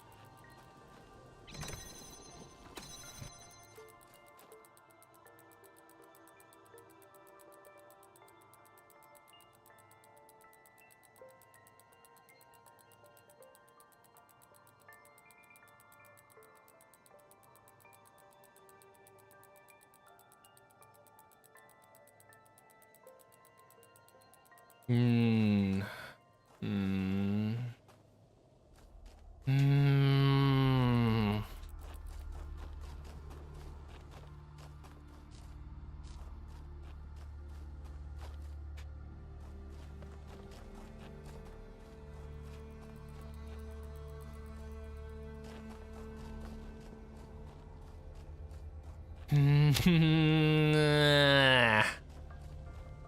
Yeah.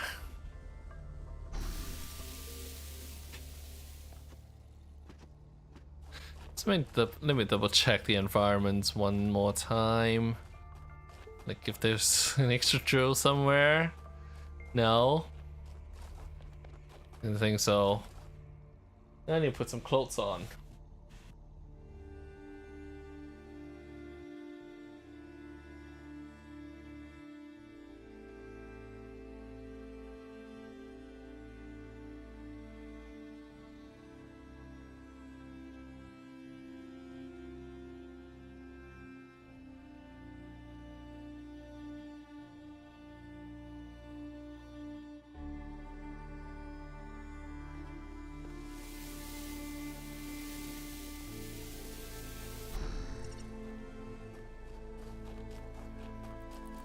Mm-hmm.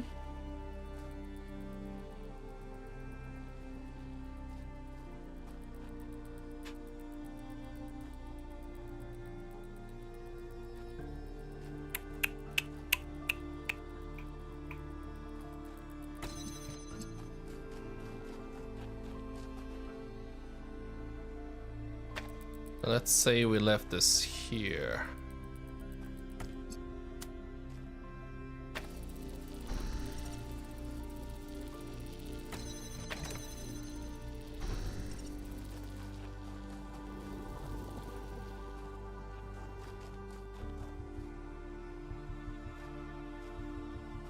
Hmm. Hmm. Is there anything I can do about this? No, we're definitely not any closer to a solution with this.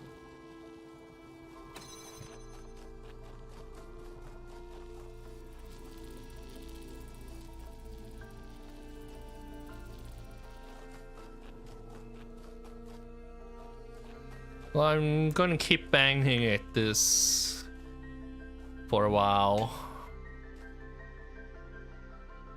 So it's gonna take a while.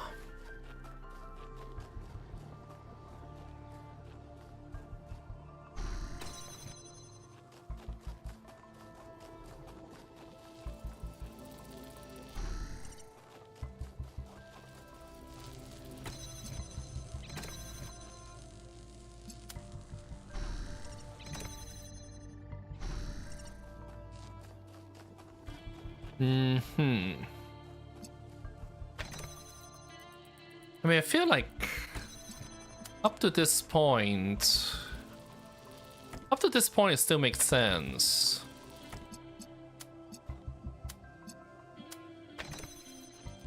Up to this point.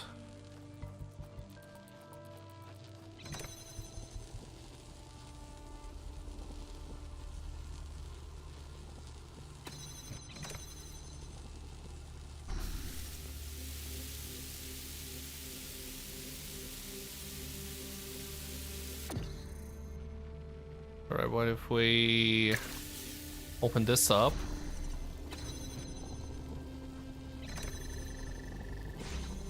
I got to grab the other connector first.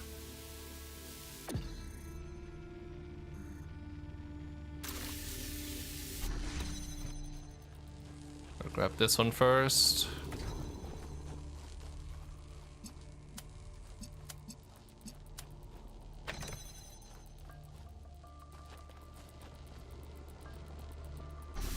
Right, so this is a part where it still makes sense.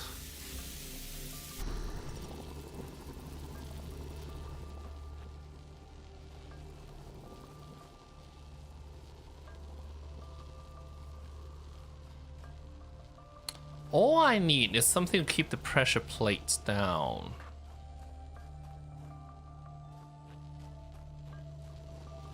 But that's the problem, it's not there.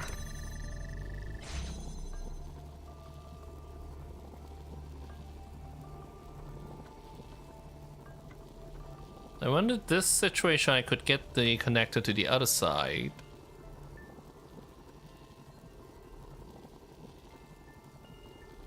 Can't I?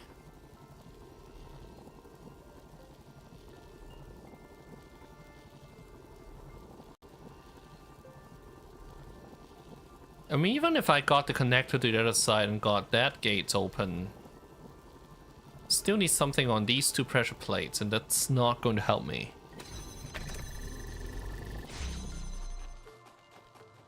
And being here doesn't really do me any good.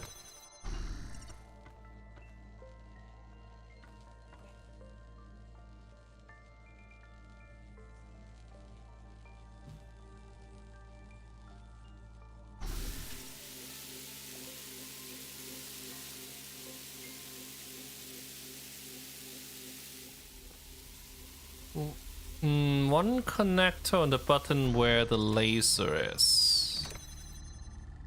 Huh. I mean, I've tried that and I haven't been able to make that work.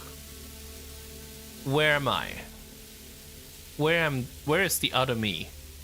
Oh, there. Well, I can try this. Okay. So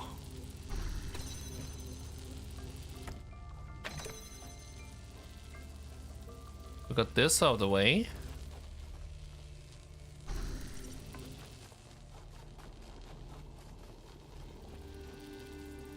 Oh. Oh. Oh. Oh. Huh. Let me see. Oh.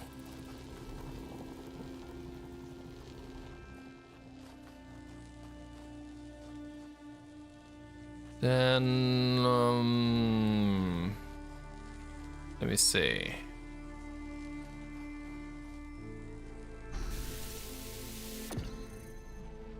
Okay.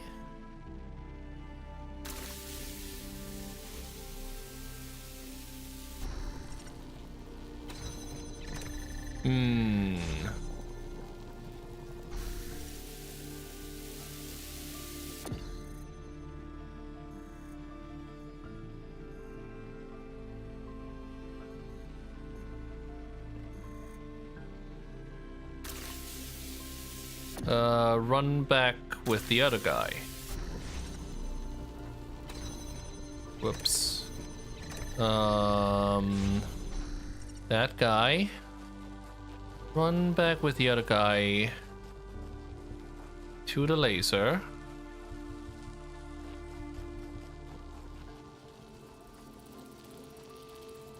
I'm sorry, I need help here.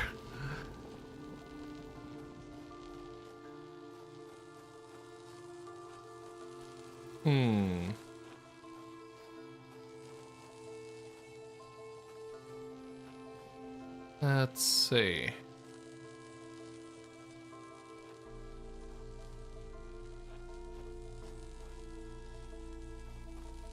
Yeah, well, I mean, this connector doesn't do me a whole lot of good.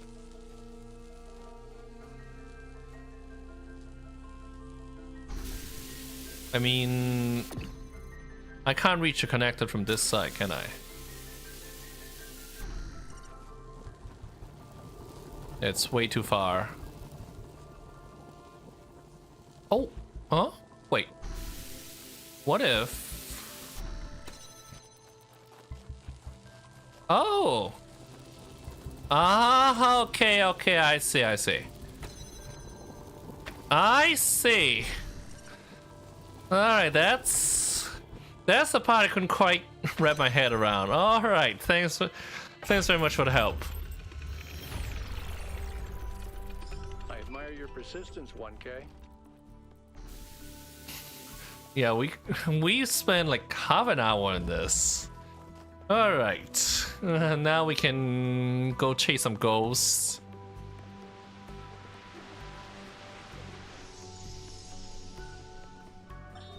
I wonder what it was like when the ancients were still here.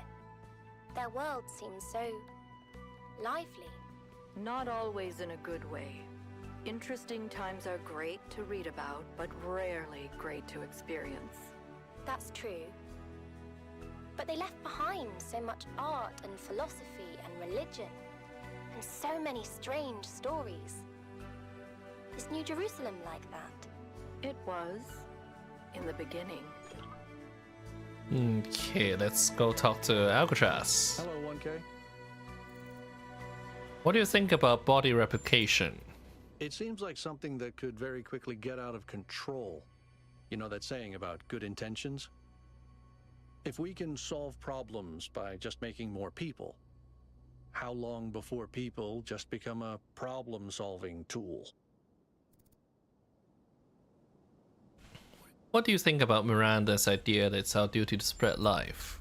Our ancestors thought they could introduce new species to existing ecosystems, and it never turned out well. Makes sense. Like a lot of things Miranda says, it sounds pretty, but once you think about it, you start seeing the problems. That's all. Okay, let's go look for the lost puzzles now. This one. Right here. Interplay. Okay. Okay. Alright, what do we have on this side? We have a connector.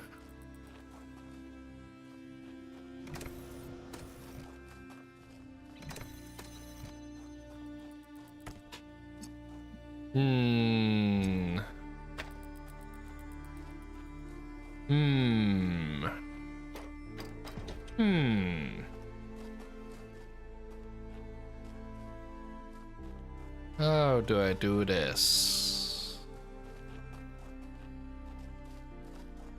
This is for the fan.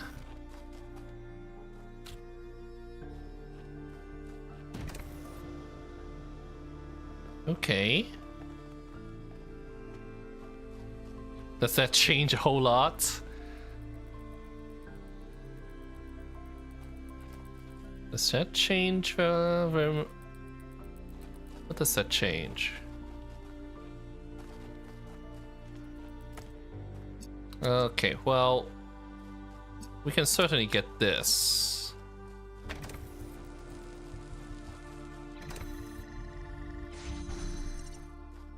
Go over.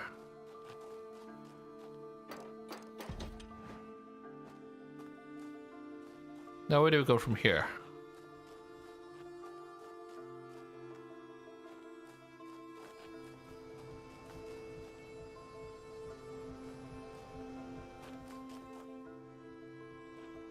Let's see. Well, I don't want to forget my original body. We are missing a connector.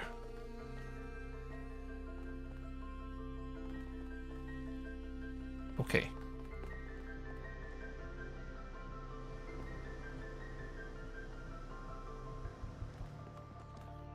All right.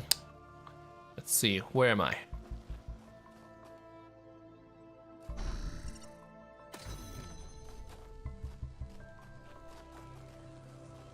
Basically, I need to get the box over this side.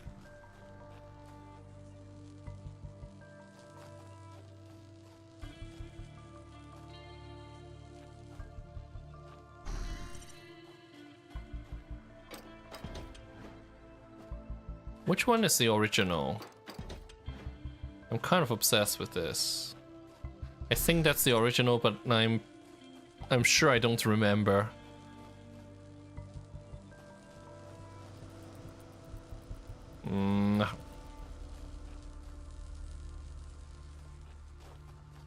Okay.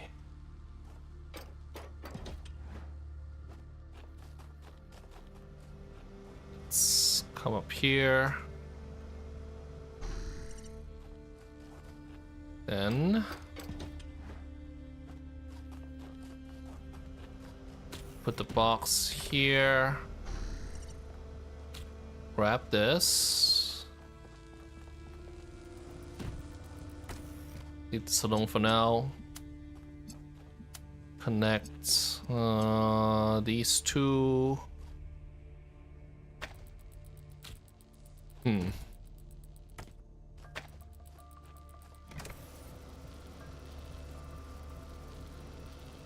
Actually, I need to do something else with this.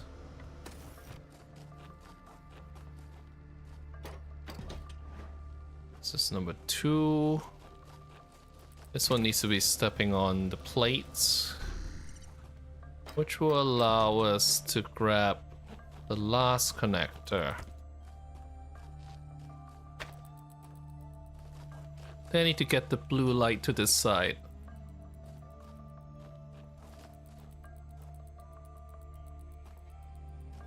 To the other side. Where am I?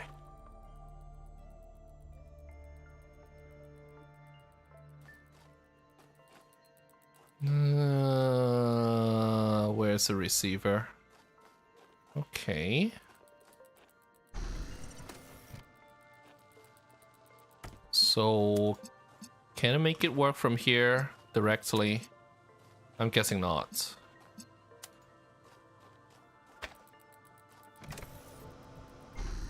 Well, we can make this work somehow. Whoops. This will work. Right?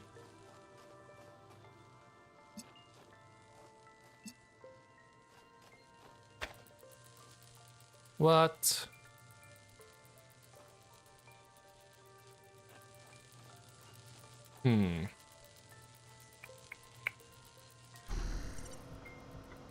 Let's get the fan turned on.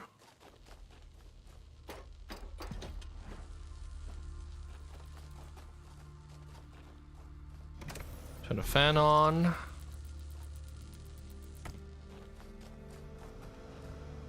Reset the connector here. Where?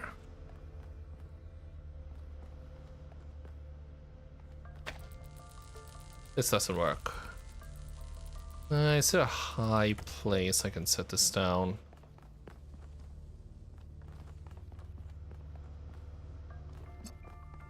That's definitely out of reach.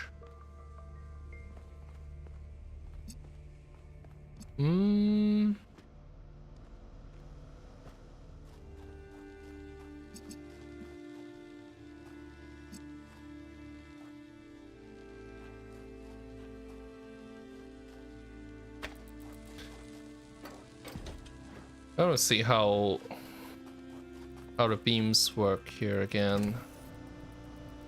Okay.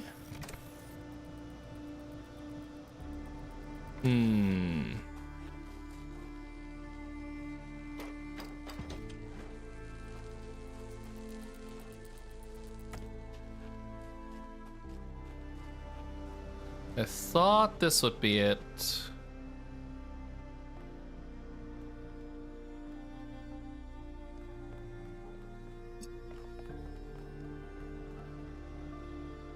And this is the one place I can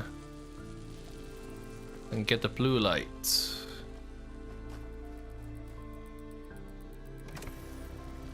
Oh, it does work. Blech. All right. You come back. You come back.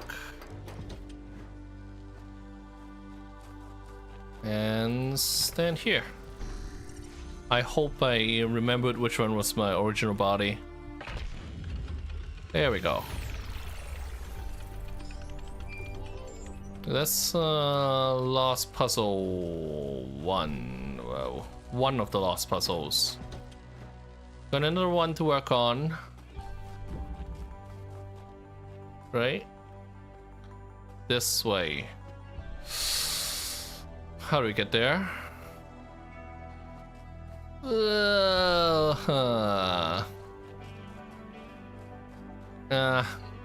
Oh great. Oh great. Back out here in the middle of nothing. We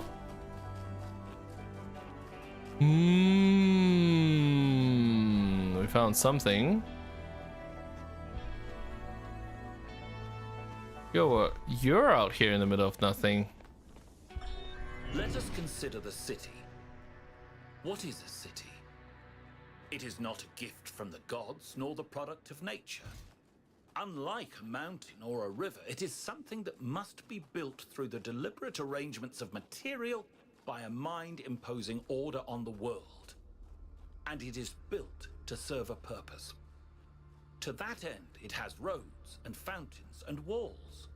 And to the same end, it has laws and leaders. And though each city is built according to a different plan, all cities must serve their purpose, or they will fall and become ruins. Therefore, we may conclude that a city is also a kind of machine, constructed to improve the life of its citizens. The last lost puzzle. This way. We're actually inside once. Haven't solved it yet. Passing through.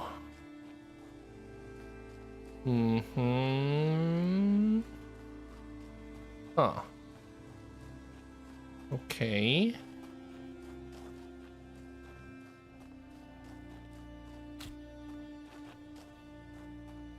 Okay. I mean, well, obviously this doesn't work.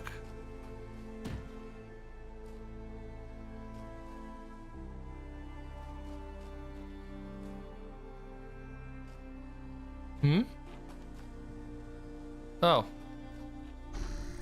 I jam this. Well, no. We can get a second guy out there. Take the platform.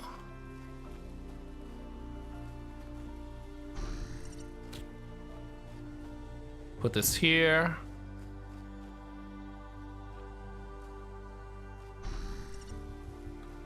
Come over here, take control again. Jump on, then switch. Huh? Where did I go? Where did I go? Huh? Does this not work?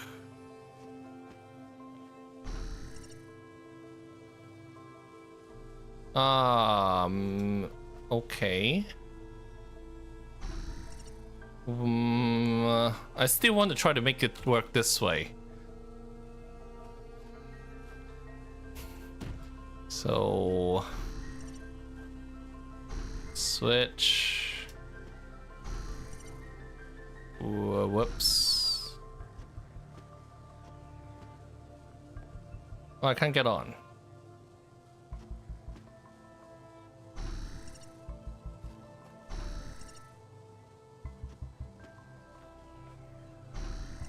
I mean, this is probably not the way Elohim intended it to work.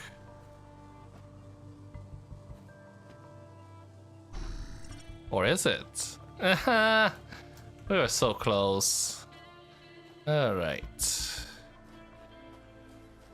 Let me think about this.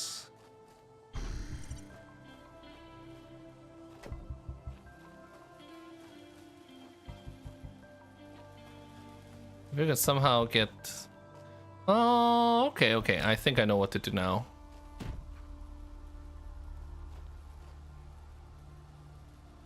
Actually, it's the, like... In what order do I do this? Also, I forgot which one is the original. Probably doesn't matter.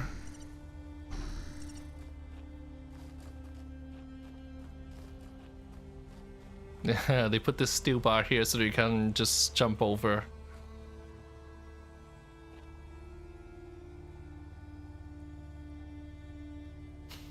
Yeah, how do I make this work?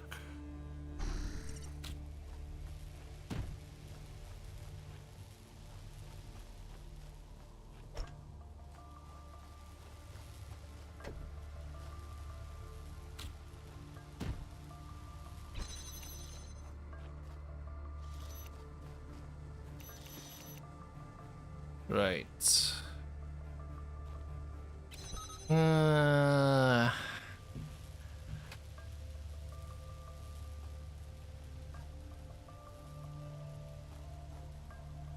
Hmm?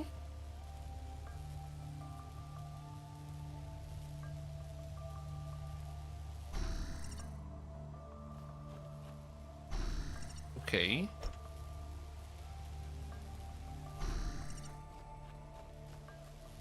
We both go inside.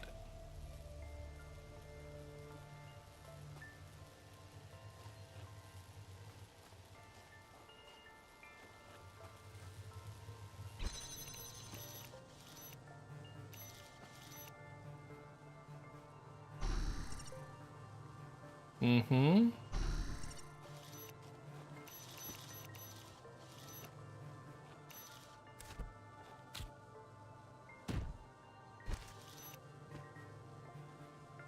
I want to jam the other gates. I guess that doesn't work.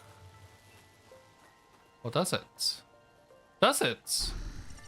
It does! Yay, okay. It was almost by accident, but... Well, if that works, that's fine. There's the second last puzzle. Alright. Now, we still have the Sphinx's star to deal with.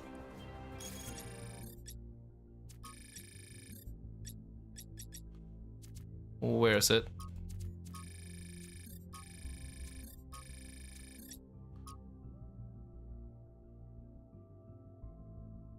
I wish I can magnify this.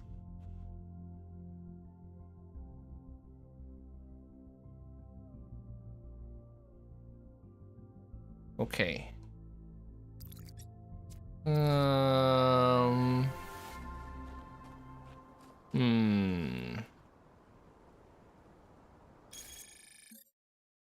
Couldn't we magnify this somehow? T. Let's see. I think this is facing the right direction.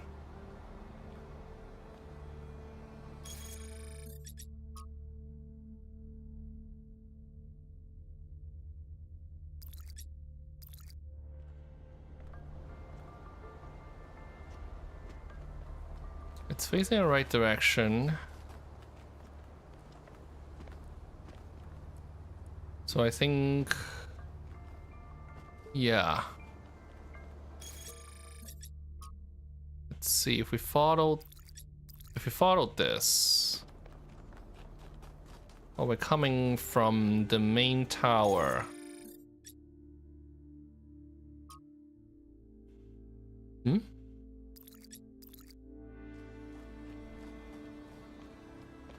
I mean, this is what this is. This thing is, right? So, let's say turn... Huh?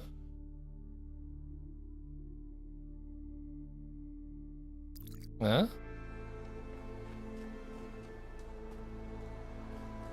Let's go straight first.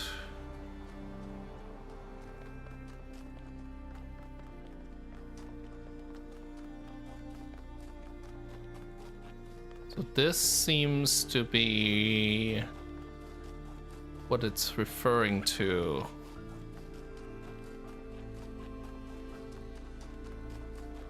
Or is it?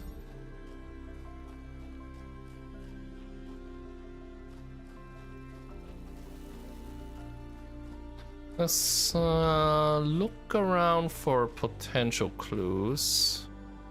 There's no switch behind this one.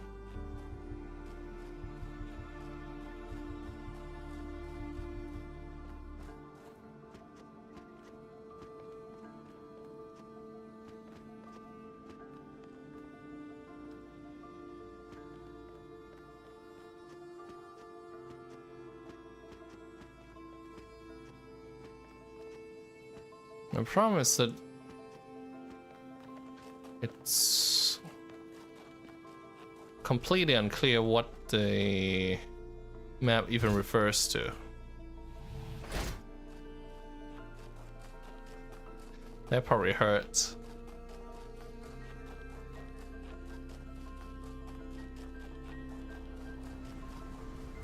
But I guess you can't die as long as you don't fall outside the map.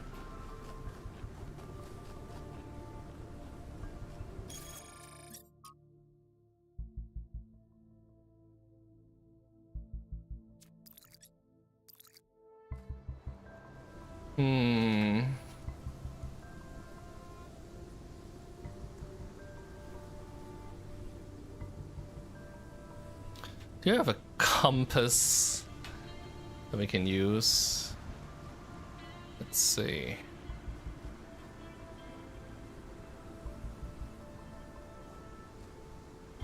Oh, there is a compass. Okay. Well, this makes it a little bit easier. So we're looking at the south. But that's in the south. I guess we're in the far north. Let's find C then.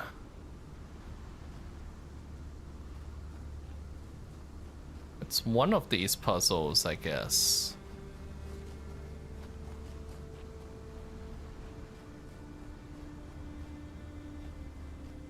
Let's keep our eyes really open.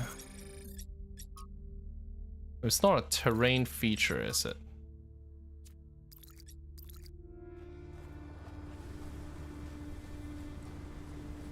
I don't suppose it could be inside the puzzles.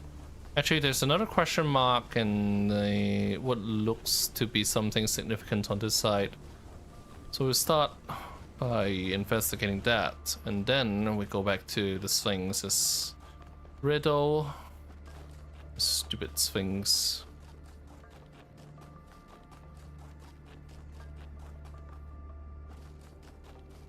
It's a long way down.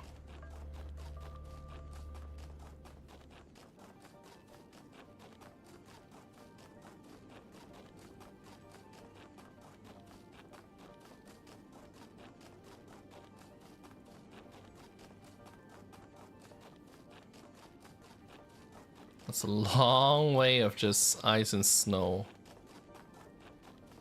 Okay, it's a terminal.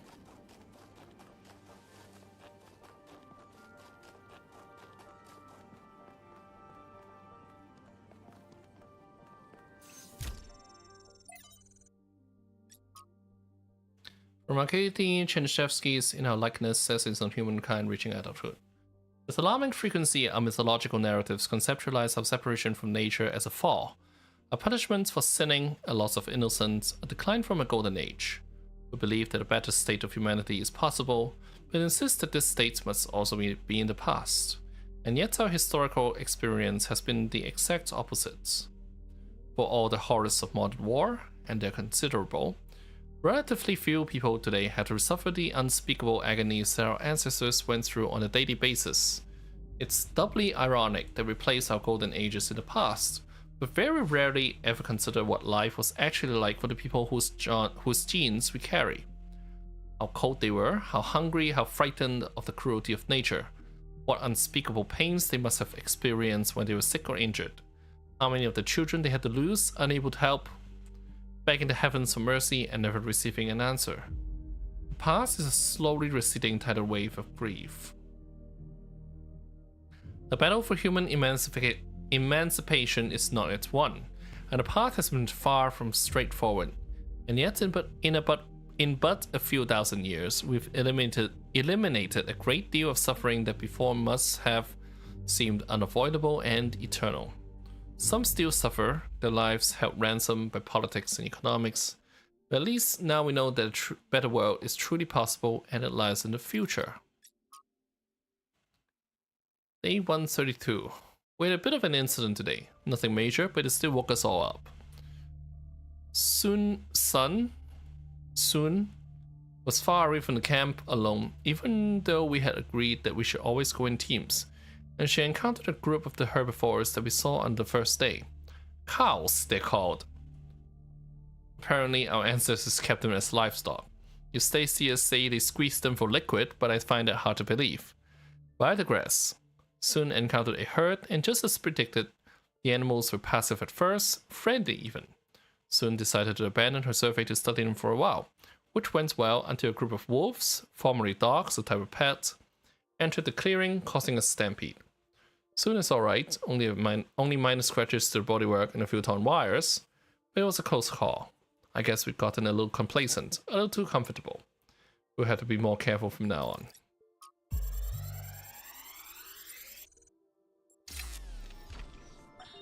Now I have to talk science fiction for a bit because I love science fiction, but it drives me nuts.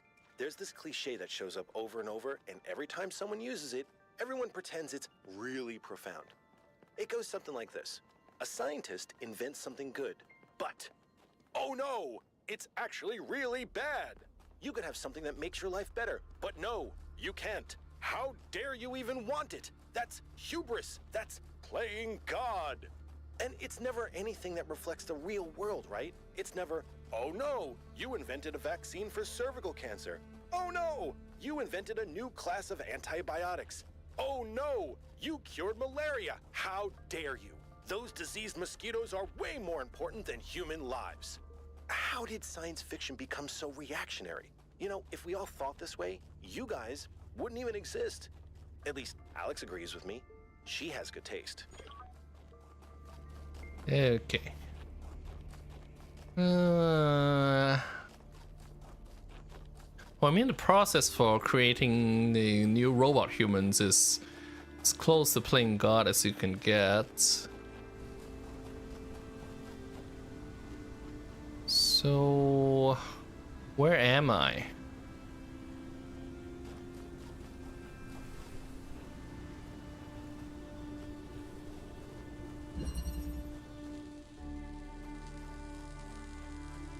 I mean, the problem is that I'm mostly flying blind at this point. According to... Oh, shut up, Trevor. I love science fiction, but it drives me nuts. There's this cliche that shows up over and over, and every time someone uses it, everyone pretends it's really profound. It goes something like this. A scientist invents something good, but, oh no, it's actually really bad. You can have something that makes your life better, but no, you can't. How dare you even want it? That's hubris. That's playing God. And it's never anything that reflects the real world, right? It's never, oh no, you invented a vaccine for cervical cancer. Oh no, you invented a new class of antibiotics.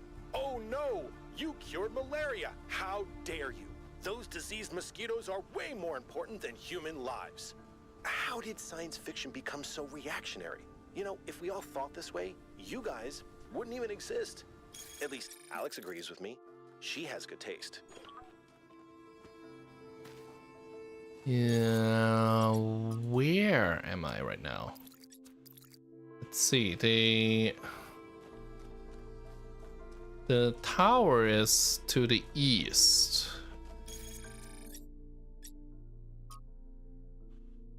So we're in the west of the tower. We need to head south. The one that's directly south of the tower. Let's see. Let's see where this goes.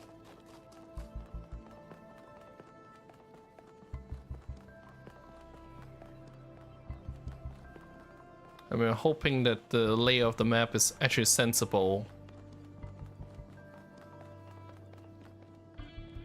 Okay. So we're at the tower. We need to head due south.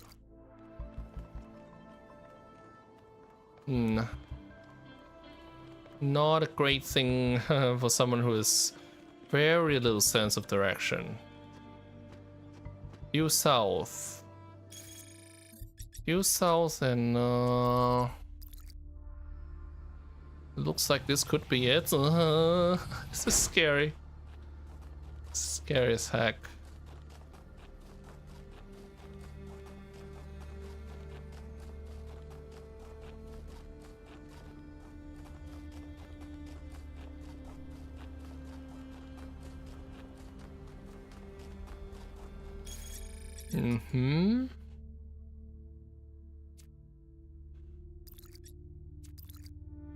So diverging paths, and it looks like it'll be outside of the puzzle rooms.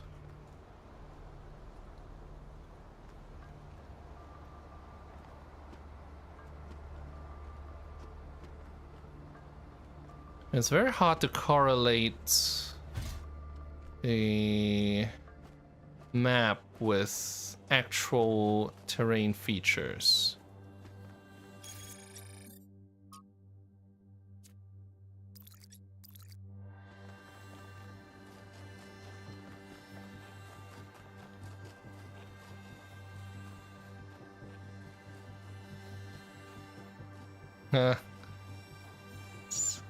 So no hints for the star. Okay. Oh, thanks for dropping by, and thanks for the hint to puzzle number 8. That took a long time. So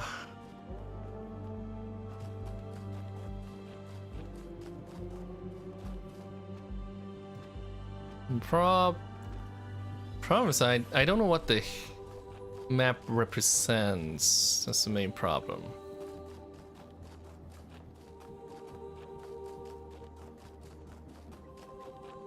In the 2 previous ones, it was fairly obvious what's going on.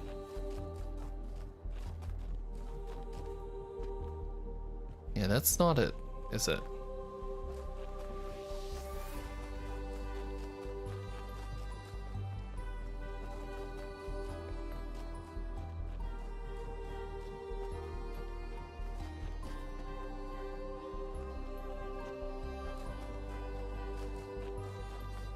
Let's see. We're talking about due south of the tower. There's a ledge which looked like the one that Straighten was on. It may be exactly the one that Straighten was on, but we could check it out first. Yeah, I think it's exactly the one that Straighten was on. I'm pretty sure it is. This is due south. It is due south of the tower, but I don't see anything.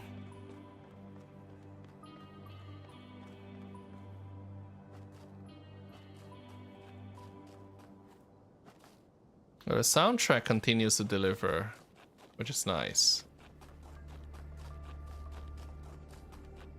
It's not this, is it?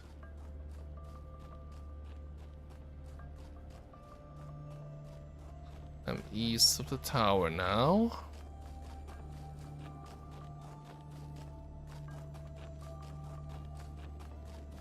Like, in all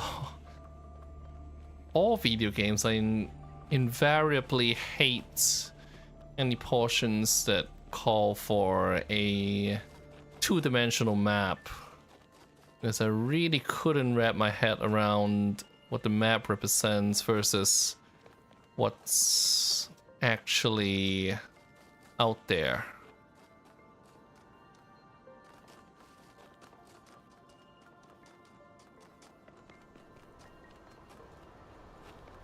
Hey.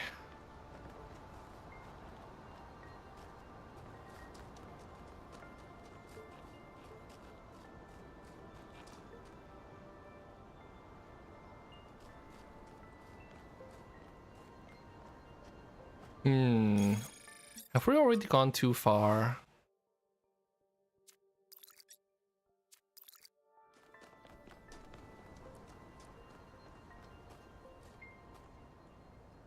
So we are like west, to the west of the... Huh? The tower is to the east, so we're to the west. How does that make sense?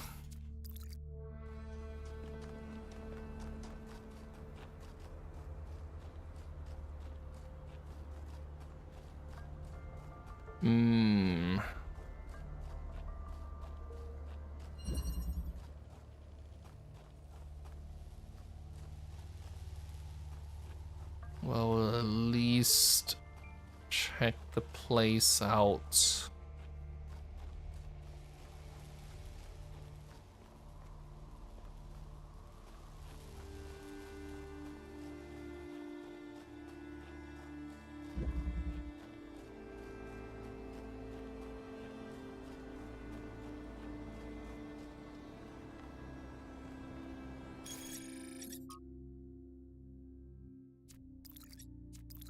And if we kept heading south, that's north.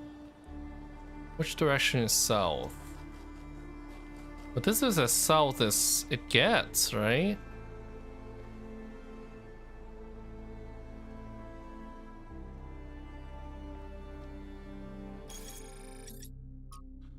I'm talking about a southeast end.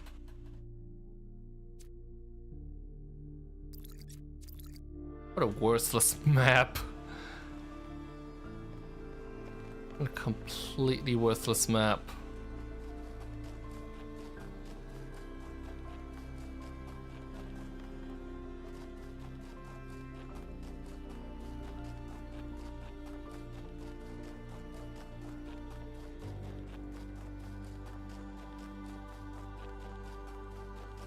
And this is to the southwest side.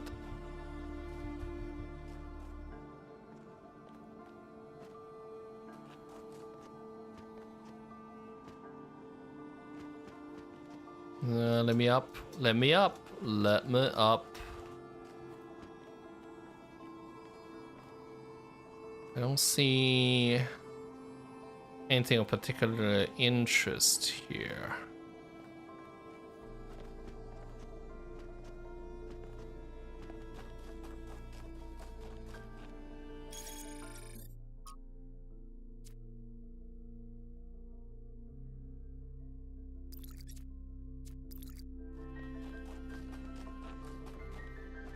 What does it even bloody mean? I mean, this was obvious. This was obvious. This is completely obscure.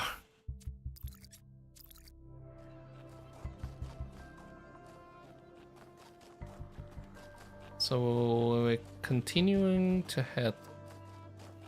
There's nothing further to the southeast of this.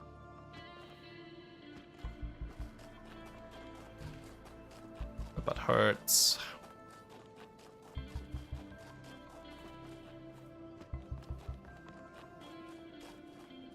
This was number 5.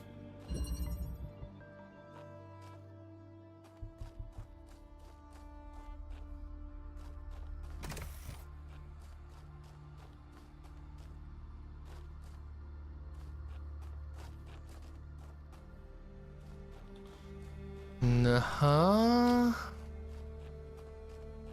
Uh-huh.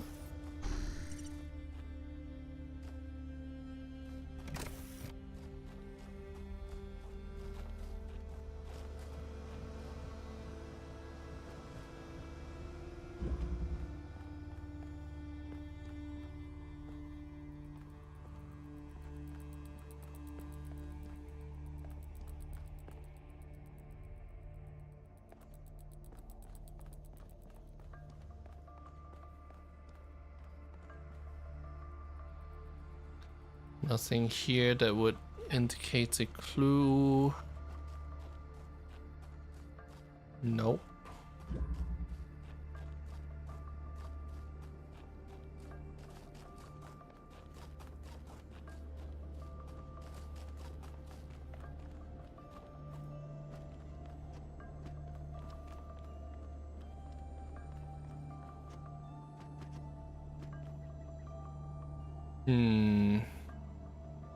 Ugh. Go again.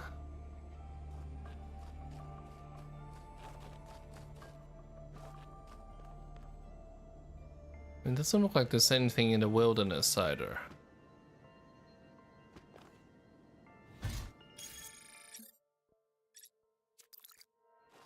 Southeast due south.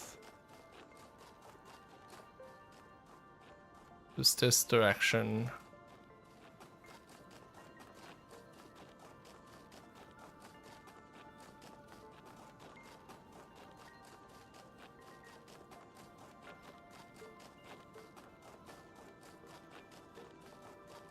I mean, I don't have to find a star, but it feels like such a defeat to not do it.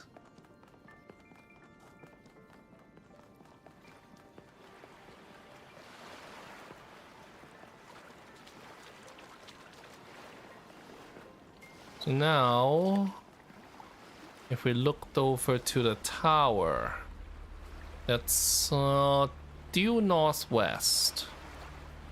So if we go a little further south,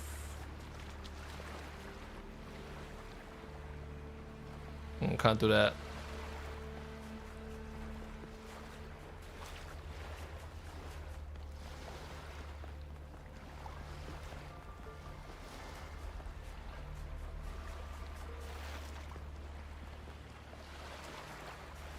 I don't know what to look for.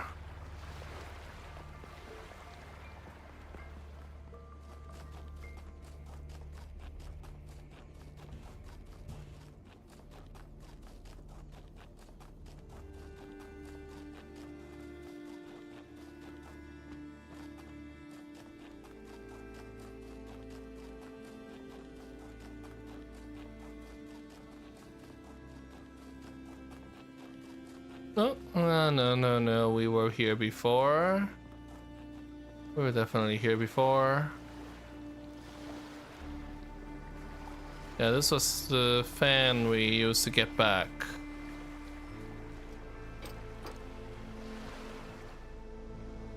It's not what I'm looking for.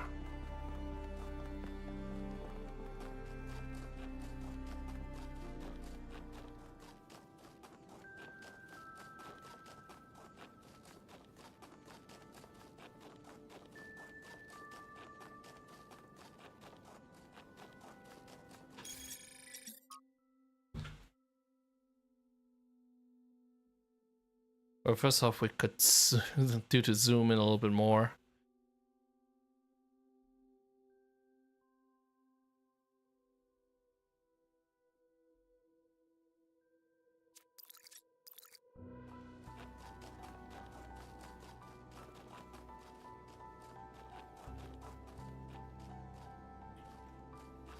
Alright, if we don't find a solid clue in 10 minutes, I'm going to head for the tower. Spend 10 minutes banging our head against the wall.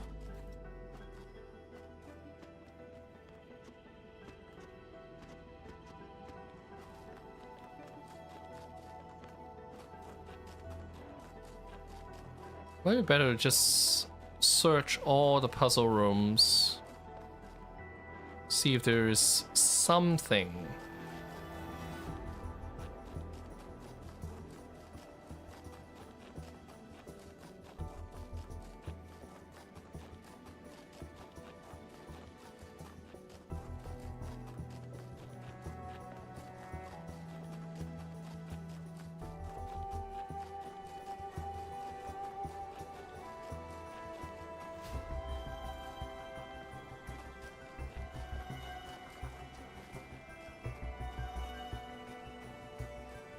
This was the last puzzle. Yeah, I think we've searched this already.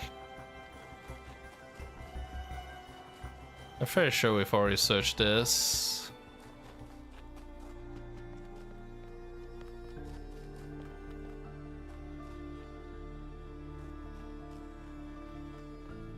That was Prometheus. Where is this? Where is this? Okay, we found a solid clue. This is... Give me my compass back. Give me my compass back.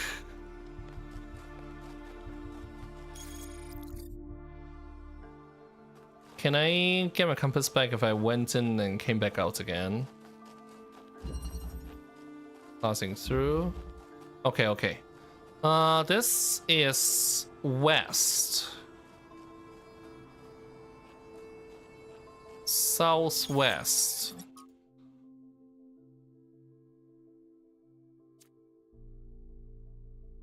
So I think we're looking for T. Okay. Wow, we did find the clue. Ah!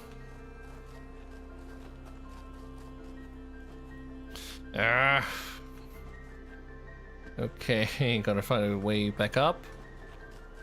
Good thing with the horsepower to scale sheer cliffs, but not climb rocks, apparently.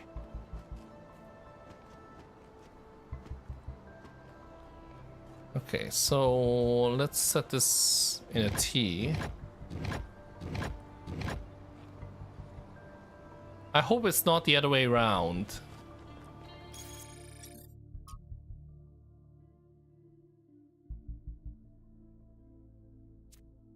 Yeah.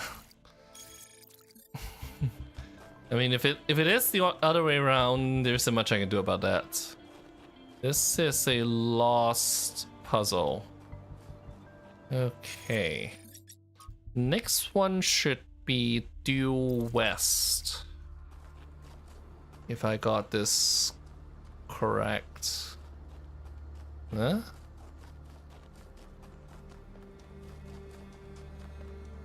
Huh. I don't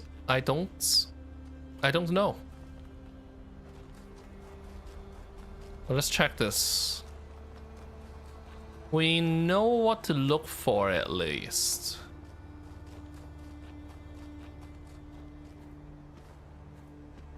Looking for panels. Panels, bunch of buttons.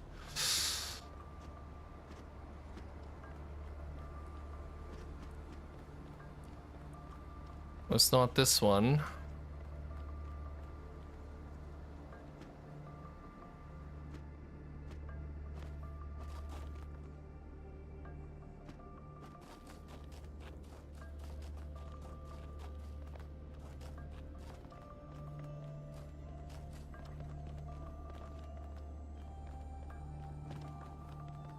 I don't see anything here though.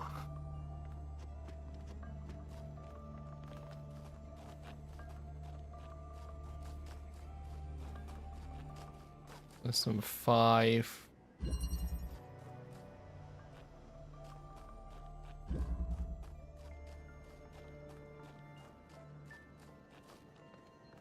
We didn't find anything here. All right.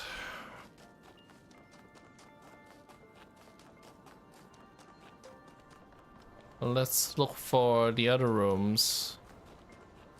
Looking for gold buttons.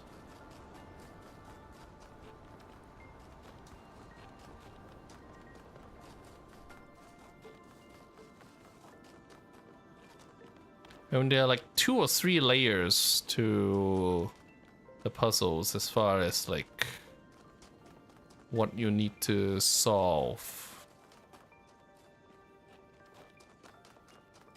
I mean, what is this?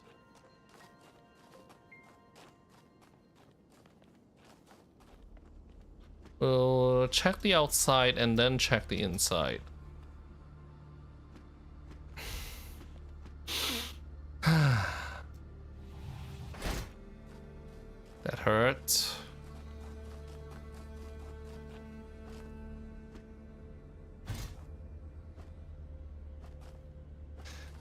The annoyance factor with this one is through the roof.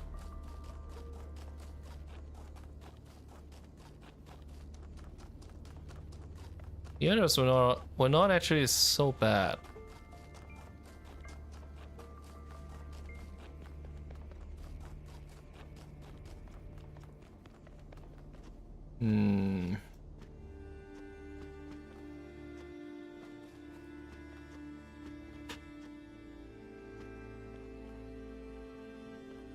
If you want to hate on someone, go somewhere else.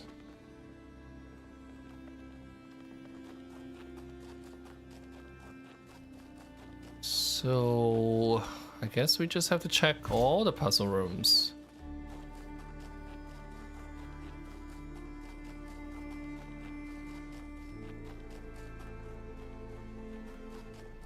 Yeah, well, that's your problem. Take it up with your wife, but it's not my problem.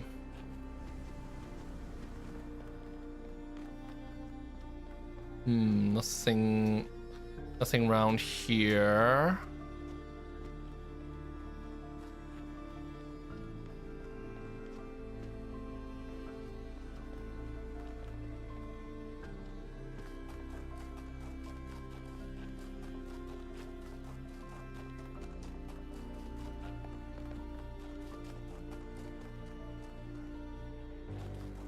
Nothing here.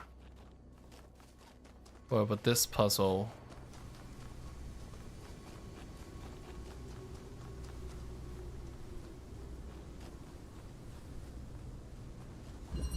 I'm just concerned that it could actually be inside and not outside.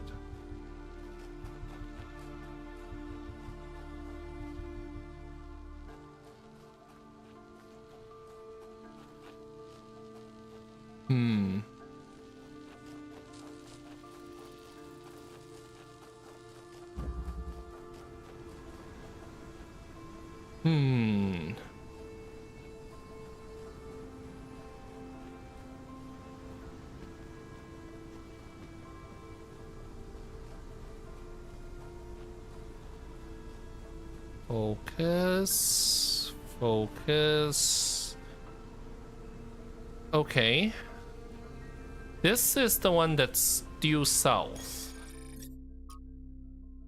So we need to make this an A.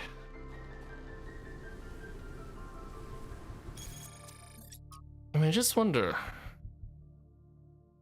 Huh?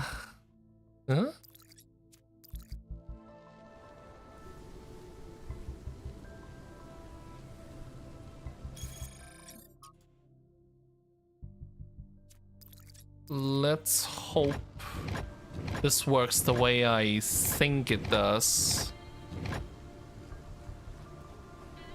Now we need to head to the far north. You know what? We may as well check out the various puzzle rooms. Which direction are we going in now? East. And that map better be north on top and not any other kind of arrangement.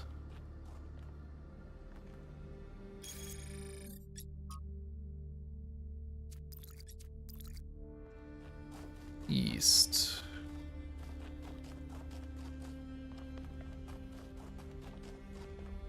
It's unlikely that this one has... Ah!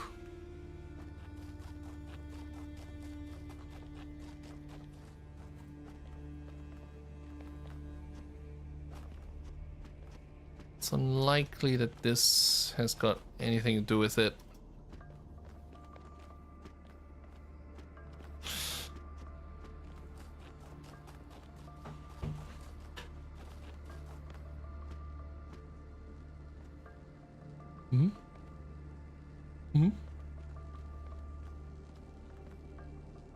Wait, don't tell me. Don't tell me could I cheat on this? There's a way to get onto the roof where I guess no matter what you do, that's the final room, and there's a full roof on it. I'm trying very hard to find a way to cheat.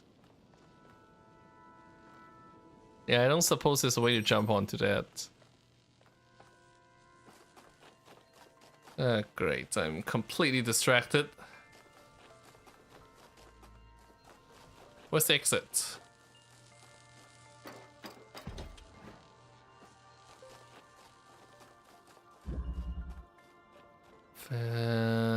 This was one of the last puzzles.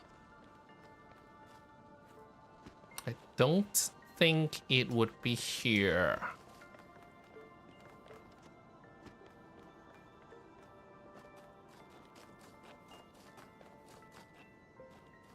Okay. Wait a second. Oh, this has got to be A. This has got to be A because of the number of buttons it has.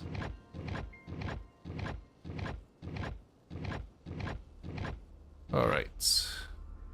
Pattern is already solved. Huh? Okay, okay. Well, this is solved. So this is correct. The other two are either C or T. Alright. Well, at least it does tell you when you got it right. So you're not spending countless wasted hours trying to do a trial and error. Okay, so this was A.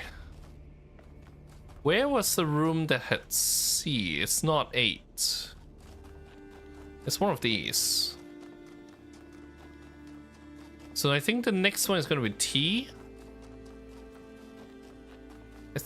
I think it was up this hill. The last one was a lost puzzle. So was that one.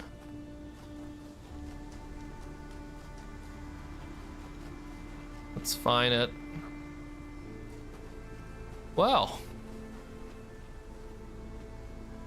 looks like we'll get this done after all.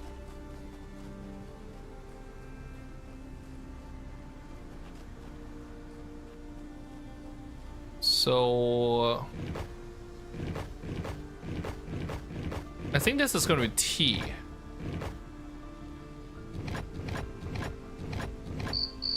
Excellent. So that's T. The last one is C. It's the other lost puzzle.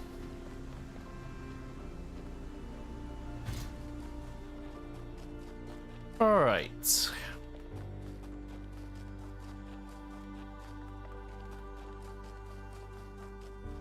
Nothing Baron wants to say. It's that room, if I remember correctly. But this is for C.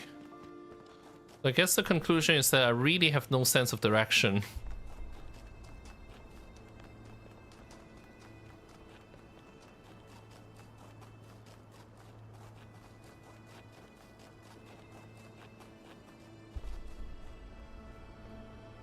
How do I get back around it?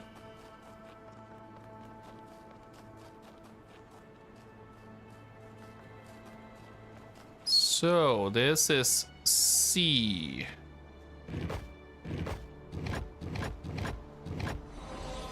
Yay! Finally! I thought I would never get this done. Alright. On to the Sphinx's Star. And then we will be ready to head into the tower.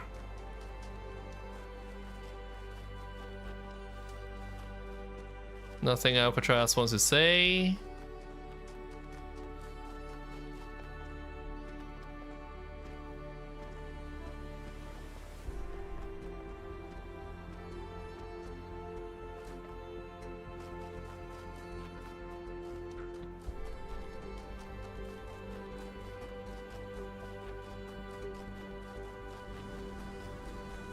I should be able to climb this. I really shouldn't. It shouldn't be physically possible. I guess we defy the laws of physics.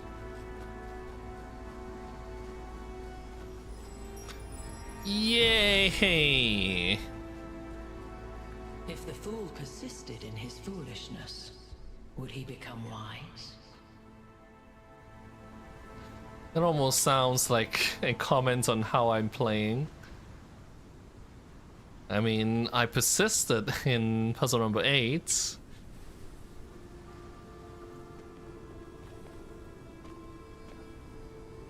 I only ended up solving it with outside help. Alright. So back to the tower.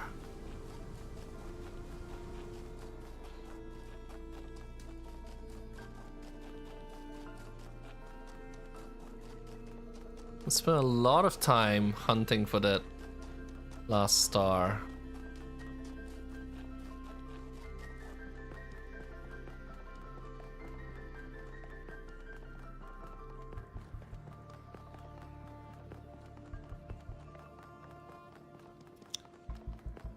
Where's the gateway?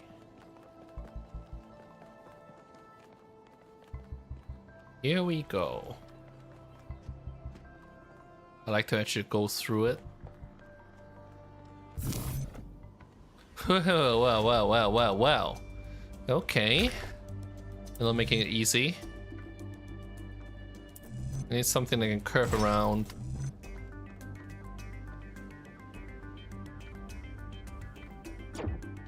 No, this doesn't work. What about you? Although this, in a sense, actually makes things easier.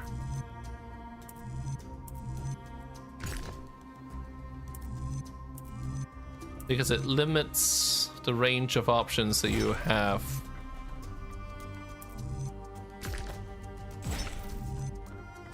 I think we're already stuck.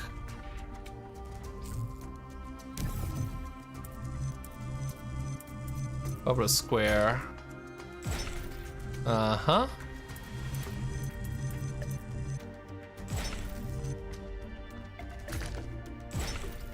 Also, I love this music. Okay. What about this?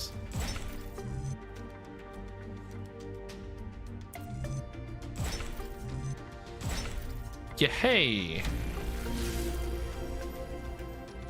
We did it!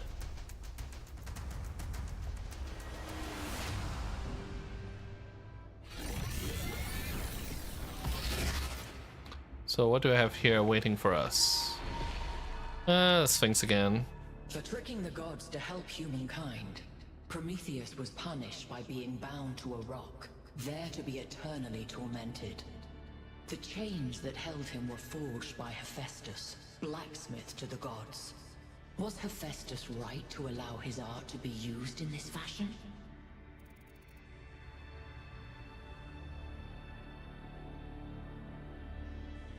How about you just cut out the cryptic nonsense, tell me Athena is here? Hephaestus only forged the chains. It was Zeus who bound Prometheus. And is Hephaestus therefore absolved of the responsibilities of the creator?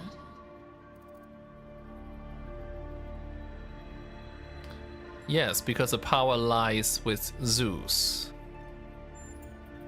It is not only those with power who have choices. As you continue your journey to the flame, remember Hephaestus and the burdens of the blacksmith.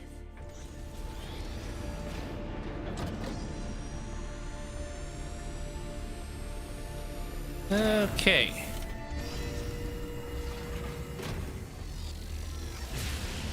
So that's the first one. The pattern is holding. Solve the puzzles, enter the tower, speak to an entity, turn on the beam. It's like she's appealing to our past, reminding us of where we came from, but changing enough elements to make us view our history through a different lens. Or maybe I'm completely missing the point. I don't know. You might have something there. I read about this in a book.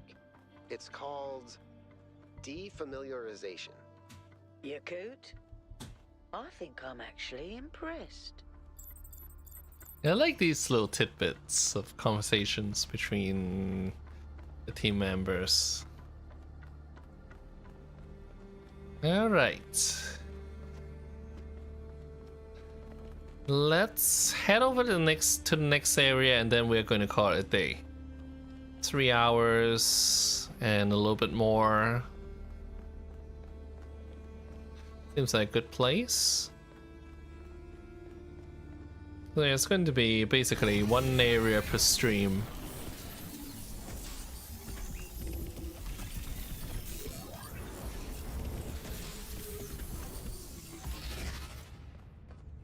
Okay.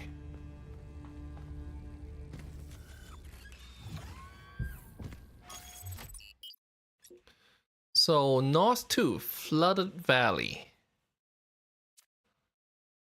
Let's go. North 1, yep. We solved everything except for the gold puzzle. Let's go. You're on your way to an island. Yes, another island. Sorry, Melville. Well, it actually used to be a valley between the mountains, but it's mostly flooded now. That probably happened long before the founder. Can't clean this windshield. Another legacy of our ancestors. Do me a favor, will you? Look for another one of the Founder's labs. We can't get back into the megastructure without getting to the third site in the north, but I need more information to make more fixes. So is finding a lost labs actually mandatory?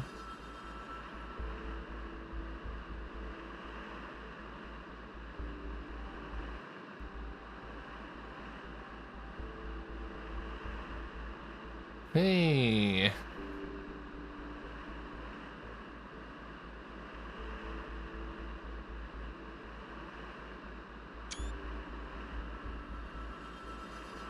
Let's take some photos.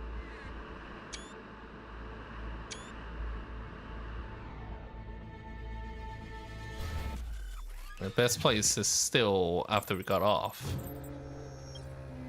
Oh, hey, how did you guys arrive before me?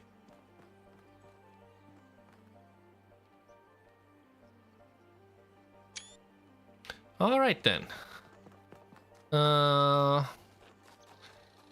So we're here in Flooded Valley. That will be it for today. We got a Sphinx puzzle right there, but we're gonna hold off on that until the next stream, which will be Saturday, unless something else gets in the way. Thank you very much for watching, and hope to see you again next time for more puzzles. And hopefully the star hunting will take a little less time next time. Once again, thank you for watching. Bye bye.